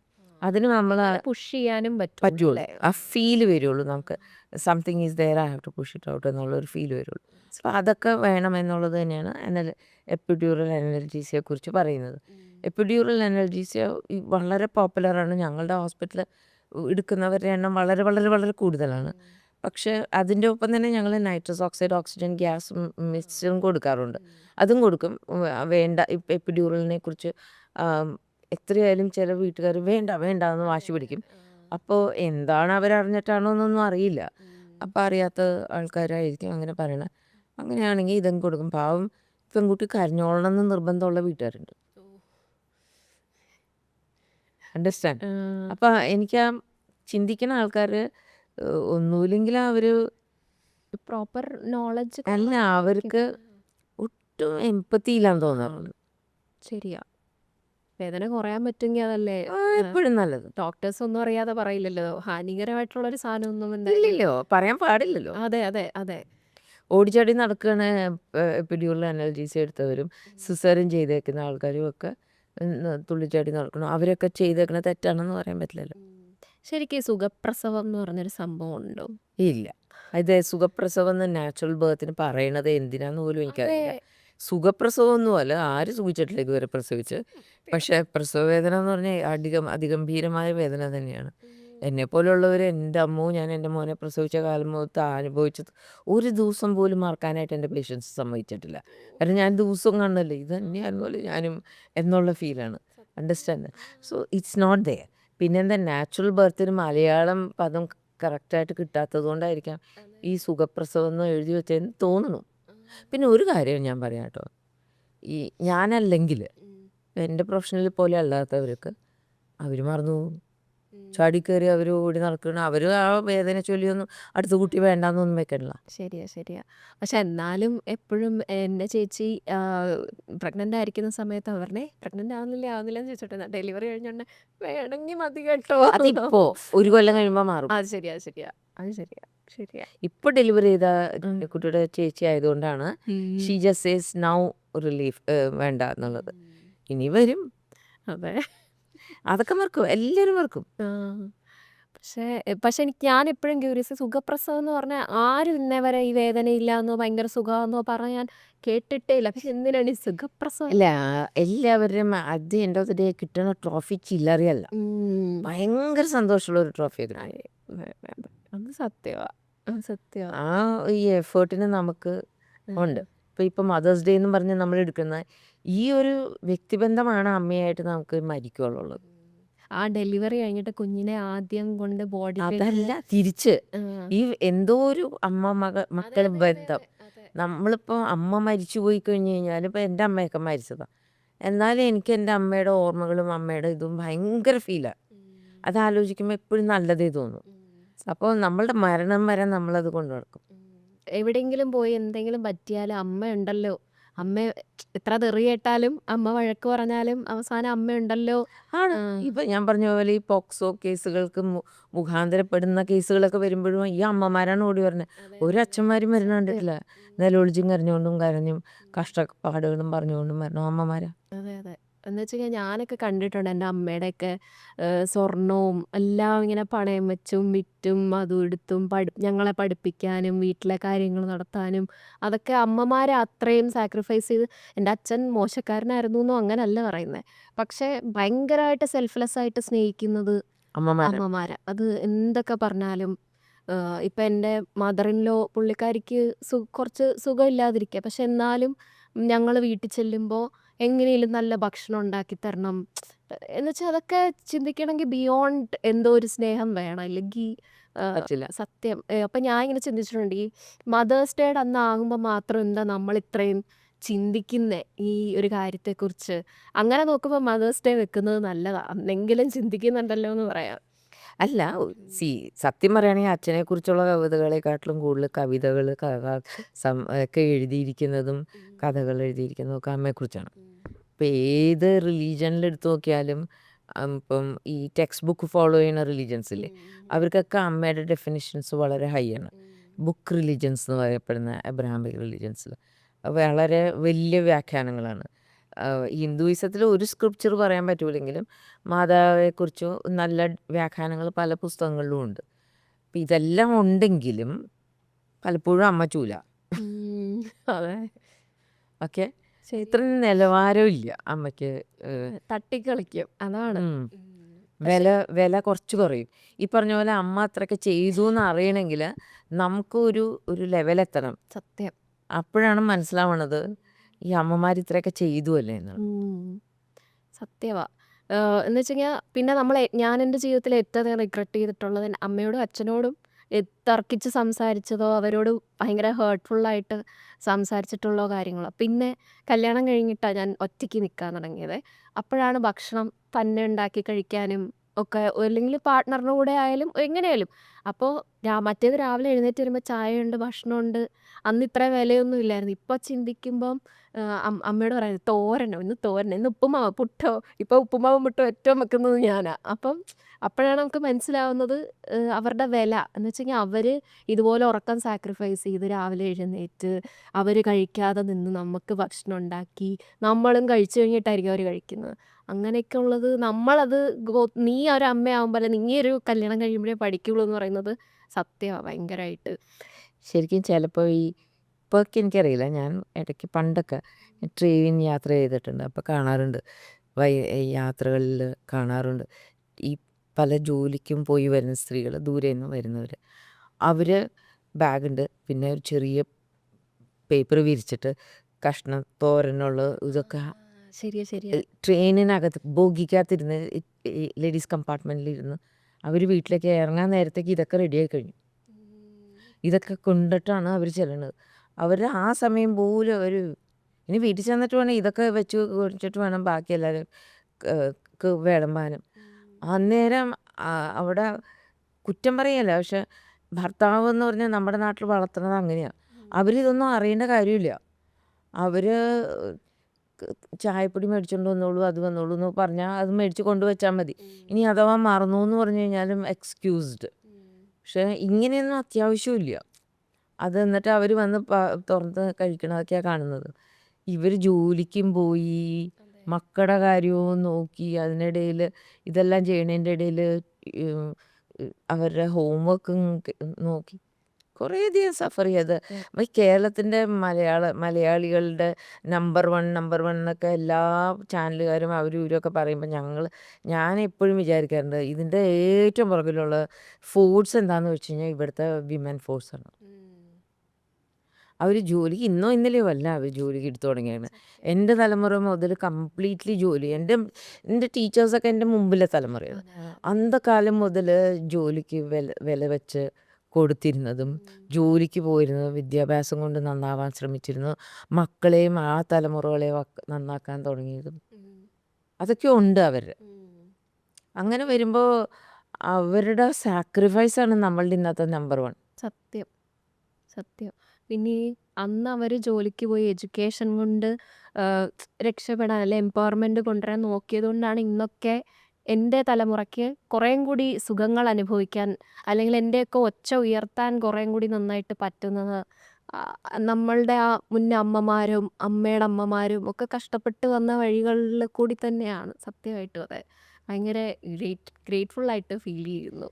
വീൺവാക്കാവരുത്. അമ്മമാരോടുള്ള കടപ്പാട് മാത്രമല്ല നമ്മൾ അവരുടെ പ്രശ്നങ്ങളും. ഇപ്പോൾ ഞാൻ അമ്മയെന്നുള്ള നിലയിലല്ല ഞാൻ പറയണത്, ഞാൻ എന്നുള്ള സ്ത്രീയാണ് പറയണത്. അമ്മൂമ്മ അതൊരു എപ്പോഴും എല്ലാവരും വേണം. നമ്മളെ ഒരു സമൂഹത്തിനെ നന്നാക്കിയേക്കുന്നത് ആ സമൂഹത്തിൻ്റെ സ്ത്രീകളാണ്. സ്ത്രീ നന്നായാൽ വീട് നന്നാവും, വീട് നന്നായാൽ കുടുംബം നന്നാവും, സമൂഹം നന്നാവും, സമൂഹം നന്നായാൽ എല്ലാവർക്കും മേന്മ അറിയാം. അതെ. പിന്നെ ഇപ്പോൾ കുറേയും കൂടി ലവ് മാരേജസ് കൂടുന്നുണ്ട്. അല്ലെങ്കിൽ സ്ത്രീകൾക്ക് സ്വന്തം പാർട്ട്ണറിനെ ചൂസ് ചെയ്യാൻ പറ്റുന്നതുകൊണ്ട് കുറേയും കൂടി ഈ വീട്ടിലെ ജോലികളൊക്കെ എല്ലാവരും സ്നേഹത്തോടെ ഡിവൈഡ് ചെയ്ത് ചെയ്യുന്നു. നല്ല കാര്യം തന്നെ. ഞാനിപ്പം എൻ്റെ ഒക്കെ തലമുറയിൽ മുതൽ ഞങ്ങളൊക്കെ ചെയ്തിരുന്നു. ഞങ്ങളൊക്കെ പുറത്തായിരുന്നാലും ഞങ്ങൾക്ക് ജോലിക്കാരൊക്കെ ഉണ്ടാവാതിരിക്കുമ്പോൾ we had to do things. അപ്പോൾ എൻ്റെ പോസ്റ്റ് ഗ്രാജുവേഷൻ പഠനകാലത്തൊക്കെ എൻ്റെ ഹസ്ബൻഡ് എന്നോട് പറയുന്നു, കുട്ടി വായിച്ചോളൂ ഞാൻ ചെയ്തോളാം എന്ന് പറയുമായിരുന്നു. Okay, so he will wash പാത്രമായി കഴുകൽ അങ്ങനെ ഇങ്ങനെയൊക്കെ ഉള്ള ഒരുപാട് സഹായങ്ങൾ ചെയ്തു തരുമായിരുന്നു. അപ്പം അതൊക്കെ നല്ല കാര്യമാണ്. അങ്ങനത്തെയൊക്കെ ആക്സെപ്റ്റ് ചെയ്യണു, അങ്ങനത്തെയൊക്കെ റെസ്പോൺസ് വരുന്നതൊക്കെ നല്ല കാര്യം തന്നെ. അങ്ങനെ തന്നെ വരട്ടെ, നല്ലൊരു സമൂഹം വരട്ടെ. അപ്പോഴേ മദേഴ്സ് ഡേ എല്ലാ ദിവസവും ഉണ്ടാവുള്ളൂ. അതെ. പിന്നെ മാത്രമല്ല പണ്ടൊക്കെ ലേബർ റൂമിന്റെ പുറത്താണ് ഹസ്ബൻഡ്സ് വെയിറ്റ് ചെയ്തുകൊണ്ടിരുന്നത്. ഇപ്പം അല്ലേ, ഇപ്പൊ കൂടെ കയറും. അപ്പം they know what their wives are going through എന്നുള്ളത്. അത് ശരിക്കും എന്തുകൊണ്ട് മുന്നേ ചെയ്തില്ല എന്ന് ഞാൻ ചിന്തിച്ചു. സത്യമല്ലേ? കാരണം കണ്ടാലല്ലേ മനസ്സിലാവുള്ളൂ എത്രത്തോളം പാവം കിടന്ന് കഷ്ടപ്പെട്ടിട്ടുണ്ട് എന്നുള്ളതല്ലേ. കാരണം ഇപ്പം എൻ്റെ ചേട്ടനാണെങ്കിലും ചേച്ചിയുടെ ഡെലിവറി കഴിഞ്ഞിട്ട് huge respect to woman and especially my wife എന്ന് പുള്ളിക്ക് പറയാൻ തോന്നി. കാരണം അത് കണ്ടാലല്ലേ മനസ്സിലാകുള്ളൂ. ചുമ്മാ ഇങ്ങനെ പ്രസവ വേദന അല്ല ഞാനെല്ലാം നിർബന്ധിച്ച് എല്ലാത്തിനും ഉള്ളിലേക്ക് കയറ്റി വലിച്ചു കൊണ്ട് വന്നിരുന്നത് എങ്ങനെയാന്ന് വെച്ചാൽ എന്നാലെങ്കിലും ഇവർ മനസ്സിലാക്കട്ടെ എന്ന് വിചാരിച്ച് തുടങ്ങിയതാ. പക്ഷെ now people are accepting, everybody is coming അതെ. ദേ ആർ വില്ലിങ് അതാണ്. അതിൽ ദേ ആർ പണ്ട് നേരത്തെയൊക്കെ ഞാൻ നിർബന്ധിച്ച് അകത്തേക്ക് കൊണ്ടുവരുമ്പോൾ ഒന്ന് എത്തി നോക്കും, പിന്നെ ഓടിപ്പോവും. അങ്ങനെയായിരുന്നു, പേടിച്ചിട്ട് ഓടിപ്പോവും. ഇപ്പം അല്ല, ഇപ്പം നിൽക്കുന്നുണ്ട്. ഇപ്പം ഒത്തിരി ഒരു 10-15 കൊല്ലമായിട്ട് എല്ലാവരും നിൽക്കുന്നുണ്ട്. അതെ അതെ അതെ. പക്ഷേ എനിക്ക് തോന്നുന്നു വിജയലക്ഷ്മി ഹോസ്പിറ്റലിലാണ് കൂടുതലും അങ്ങനെ ഒരു കൾച്ചർ ഞാൻ കണ്ടിട്ടുള്ളത്, പറഞ്ഞു കേട്ടിട്ടുള്ളതും അങ്ങനെയാണ്. കാരണം ഇപ്പോഴും കുറേ ഹോസ്പിറ്റൽസിലൊന്നും അലോ ചെയ്യുന്നില്ല. എന്നോടും എൻ്റെ കൊളീഗ്സിനെ ചോദിക്കാറുണ്ട്, അപ്പം നമുക്ക് എന്തെങ്കിലും പ്രശ്നം വരുമ്പോൾ എങ്ങനെ ഡീൽ ചെയ്യും? അവരോട് ആദ്യം തന്നെ പറയും ഇതാണ് പ്രശ്നം എന്ന്. അവരവിടെ തന്നെ നിൽക്കുകയല്ലേ, അതെ അതെ അതെ അവരവിടെ തന്നെ നിൽക്കുകയല്ലേ, ഇതാണ് പ്രശ്നം എന്ന് അവർക്കും മനസ്സിലാവും. പറയുമ്പോൾ എന്താ എന്താ വേണ്ടത് നെക്സ്റ്റ് എന്ന് അവർ നമ്മളോട് ചോദിക്കും. അപ്പോൾ നമ്മൾക്ക് ഈസി ടു കൺവിൻസ് ആണ് ഞാൻ നോക്കിയിട്ട്. ഈ mothers have a choice actually, like to be a mother if you want to be a mother or not. അത് പിന്നെ അബോർഷൻ എന്ന് പറയുന്നത് ഇപ്പോഴും ഭയങ്കര അയ്യോ എന്തിനാ അങ്ങനെ ഒരു ചോദ്യമുണ്ട്. പക്ഷെ അതൊരു ശരിക്കും മദേഴ്സിന്റെ കോൾ അല്ലേ? അതിപ്പോൾ I am not going to talk അതിനെക്കുറിച്ച്. Because I deal with a huge section of population who don't have children. Okay, അവർ വന്ന് കഷ്ടപ്പെട്ട് ബുദ്ധിമുട്ടി ഒരു കുഞ്ഞുണ്ടാവാൻ വേണ്ടിയിട്ട് കിടപ്പാട് കഴിക്കുമ്പോൾ ഈസി കിട്ടുന്ന ഒരു സാധനം കളയില്ല. അപ്പം അവിടെ എൻ്റെ റോള് വരുന്നത് പ്രാക്ടീസ് കോൺട്രസെപ്ഷൻ. അൺപ്ലാൻഡ് പ്രഗ്നൻസി വേണ്ടാന്ന് വെക്കൂ. മനസ്സിലായി. അണ്ടർസ്റ്റാൻഡ്? അതാണ് ഏറ്റവും ഇമ്പോർട്ടൻ്റ് എന്ന് ഞാൻ പറയാറുണ്ട്. കളയുന്ന ഓഫ് കോഴ്സ് ചോയ്സ്, ഞാൻ നോ പറയാറൊന്നുമില്ല. I am not judgemental or anything of that sort. പക്ഷേ കഴിവതും ഞാൻ പറയും നിങ്ങൾ ഇങ്ങനെയല്ല വരേണ്ടത്. പ്രിവെൻഷൻ ഈസ് ബെറ്റർ ദാൻ അല്ല, ബെറ്റർ അല്ല ഈ കാര്യത്തിൽ 100%. കാരണം നമുക്ക് മെൻ്റലി നമ്മൾ സമാധാനമാവും. മെൻ്റൽ ട്രോമ ഉണ്ട്. ശരിയാ, അബ്സല്യൂട്ട്ലി സത്യമാ. പിന്നെ ഇപ്പോൾ എങ്ങനെയാണ് ഈ പോസ്റ്റ്പാർട്ടം ഡിപ്രഷൻ വേണ്ടി പ്രിപ്പയർ ചെയ്യാൻ പറ്റുന്നത്? Because we know there is A chance for this. അപ്പോൾ എങ്ങനെയാണ് ഒരു മദറിനത്? ഇപ്പം ഞങ്ങളവിടെ സൈക്കോളജിസ്റ്റും ഉണ്ട്. എനിക്ക് സംശയം വരുന്ന പെൺകുട്ടികളെ എല്ലാത്തിനെയും അവരുടെ അടുത്തേക്ക് അയക്കും. This will be A hyper ആകും, പ്രശ്നമാകും എന്ന് പറഞ്ഞ കുട്ടികളെയൊക്കെ നേരത്തെ കൗൺസിൽ ചെയ്യിപ്പിക്കും. പിന്നെ ഇവർ പോസ്റ്റ് നേറ്റൽ റൂമുകളിൽ ഇവർ പോയി ഒന്ന് നോക്കും. ഏതെങ്കിലും അമ്മയ്ക്ക് സപ്പോർട്ട് വേണമെന്ന് നോക്കും. അവിടെയും വേണ്ടാണ്ട് വരുന്ന അങ്ങനെയൊക്കെ നമ്മൾ നോക്കും. ഇതെല്ലാം കഴിഞ്ഞിട്ടും ചില ആൾക്കാർ ഭയങ്കര ഡിപ്രസ്ഡാണ്. അത് അവരുടെ അവരുടെ പേഴ്സണാലിറ്റിയാണ്. അപ്പം ഇപ്പം ഞങ്ങൾ കാണാണ്ട് പോയതെന്ന് വിചാരിക്കാം. കാരണം ചില പേഷ്യൻസ് ഞങ്ങളുടെ അടുത്ത് വളരെ ലേറ്റായിട്ടാണ് വരുന്നത്. 32 വീക്സിലൊക്കെയാണ് വരുന്നത്. അവരെ ഒന്നും എനിക്ക് തുടക്കം പോലെ അസസ് ചെയ്യാൻ പറ്റിയിട്ടില്ല. ഞങ്ങൾക്ക് അസസ് ചെയ്യാൻ പറ്റിയിട്ടില്ല. അപ്പം അവരെ കിട്ടിയപടിയേ നമുക്ക് ചെയ്യാൻ പറ്റുള്ളൂ. So those things matter a lot. ഒരു ഒരു ഹെൽത്തി പ്രഗ്നൻസി മാനേജ്മെൻറ്റ് എന്ന് പറഞ്ഞാൽ ഇതെല്ലാം പെടും. എന്നാൽ പോലും പോസ്റ്റ്പാർട്ടം വളരെ സൈക്കോസിസിലേക്ക് വരുന്ന പേഷ്യൻസിനും ഇഷ്ടംപോലെ കണ്ടിട്ടുണ്ട്. കഷ്ടമുണ്ടല്ലേ? എന്തായാലും ഓൾറെഡി അത്രയും വേദനയിലോട്ട് കടന്നുപോയി. അത് കഴിഞ്ഞിട്ട് അവർ സങ്കടവും കരച്ചിലും ഉറങ്ങാൻ പറ്റായ്മയും തന്നെത്താനെ ഇടിക്കലും പിടിക്കലും, പിന്നെ ചിലപ്പോൾ കുഞ്ഞിനെ പോയി നുള്ളലും പിച്ചലും, അതൊക്കെ കാണുമ്പോൾ നമുക്ക് തന്നെ സങ്കടം വരും. പിന്നെ ഈ പ്രഗ്നൻസി കഴിഞ്ഞിട്ട് അബ്സല്യൂട്ട്ലി ഒരു റെസ്റ്റിംഗ് പീരീഡ് വേണ്ടേ? അതായത് ഇപ്പോൾ ഭയങ്കരമായിട്ട് ഈ ബോഡി കോൺഷ്യസ് ആകുന്ന ആളുകളുണ്ട്. ഒരുപാടില്ല എന്നാലും ഉണ്ട്. ബിക്കോസ് മേ ബി മുന്നേ ബോഡി ഷെയ്മിങ് അനുഭവിച്ചിട്ടുള്ളത് കൊണ്ടാവാം, അല്ലെങ്കിൽ പ്രൊഫഷൻ ഡിമാൻഡ് ചെയ്യുന്നതുകൊണ്ടാവാം. അപ്പം അത് ശരിക്കും സ്വന്തം ഹെൽത്തിനെ ബാധിക്കും. തീർച്ചയായിട്ടും 100%. ഞാനിതല്ല പറയും, ഇപ്പോൾ ആൻറ്റിനേറ്റൽ ഫിസിയോതെറപ്പി ക്ലാസ് പോലെ തന്നെ important postnatal physiotherapy.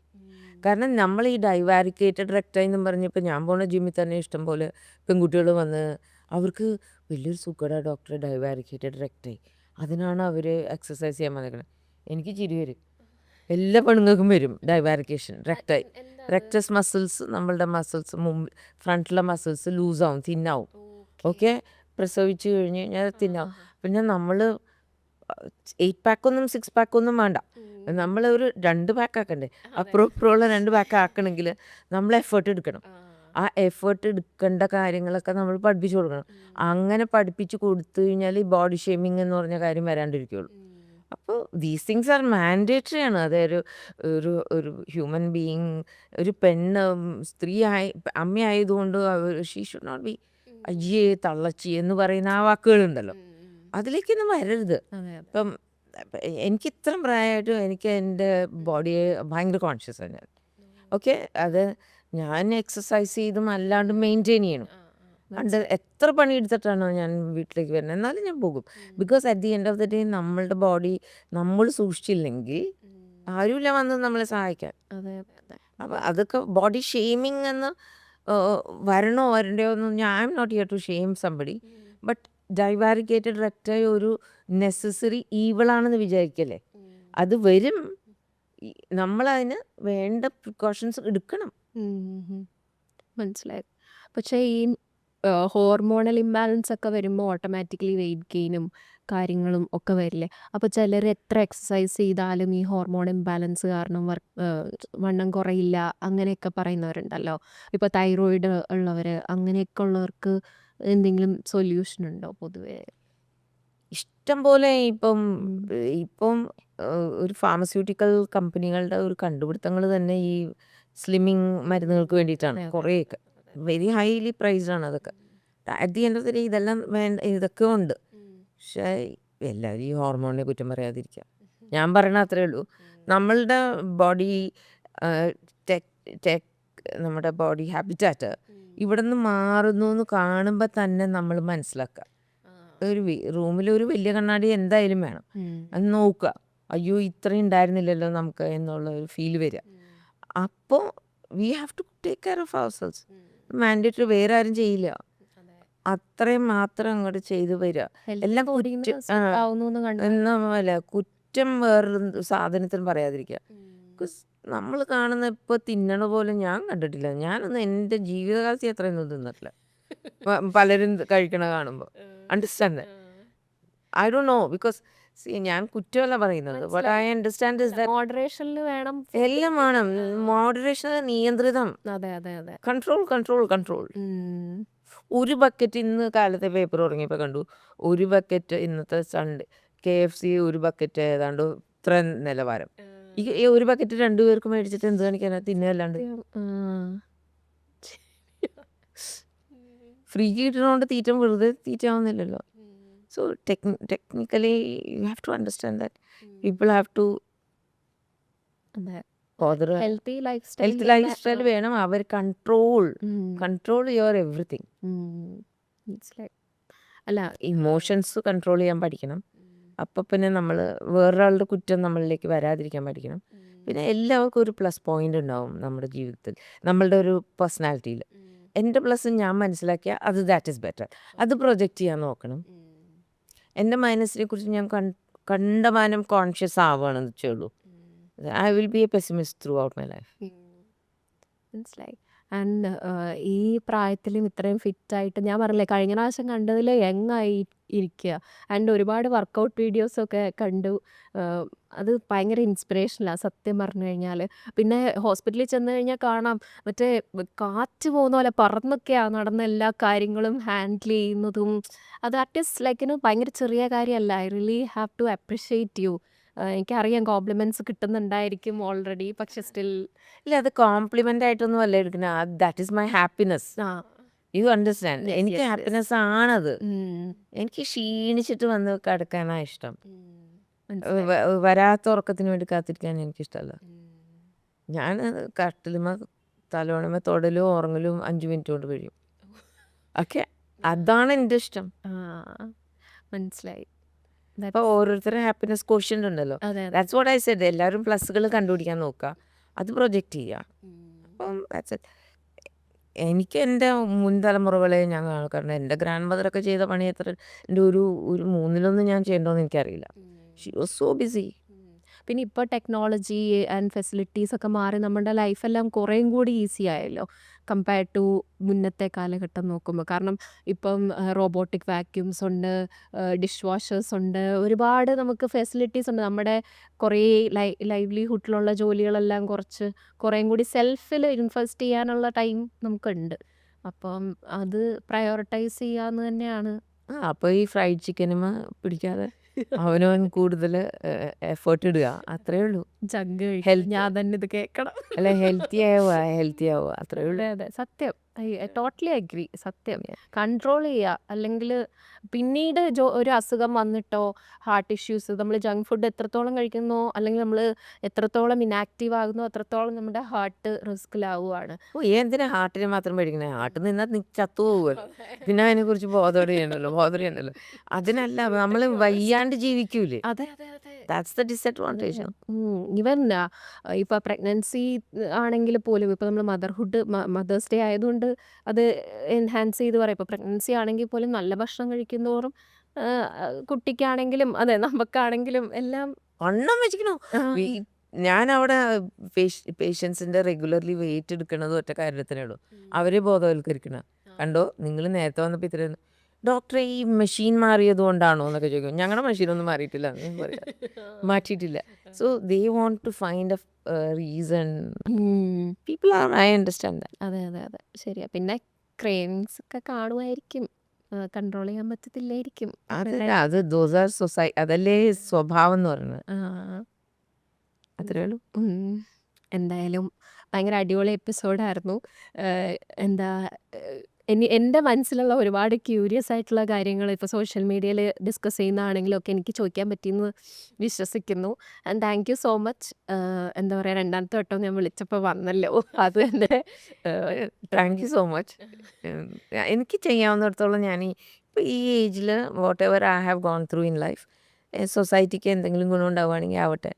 I can never be a celebrity, I can be a very good doctor, അത്രയല്ലേ ഉള്ളൂ. അതിന് വേണ്ടിയിട്ടാണ് ഞാൻ ചെയ്യുന്നു. പലരും ഇപ്പോൾ അത് ആക്സെപ്റ്റ് ചെയ്യണ്ടെന്നുള്ളത് തന്നെ സന്തോഷം. And thank you so much for calling me the second time around also. Thank you thank you so much. And happy mother's day. Happy Mother's Day in advance to you. You also be a mother one day. At least now you are a mother of a doggy, അല്ലേ? അതെ അതെ അതെ. Okay. To my husband also. Yeah. അതിപ്പോൾ പറയണല്ലോ. അതെ. Okay. Okay. Thank you so much.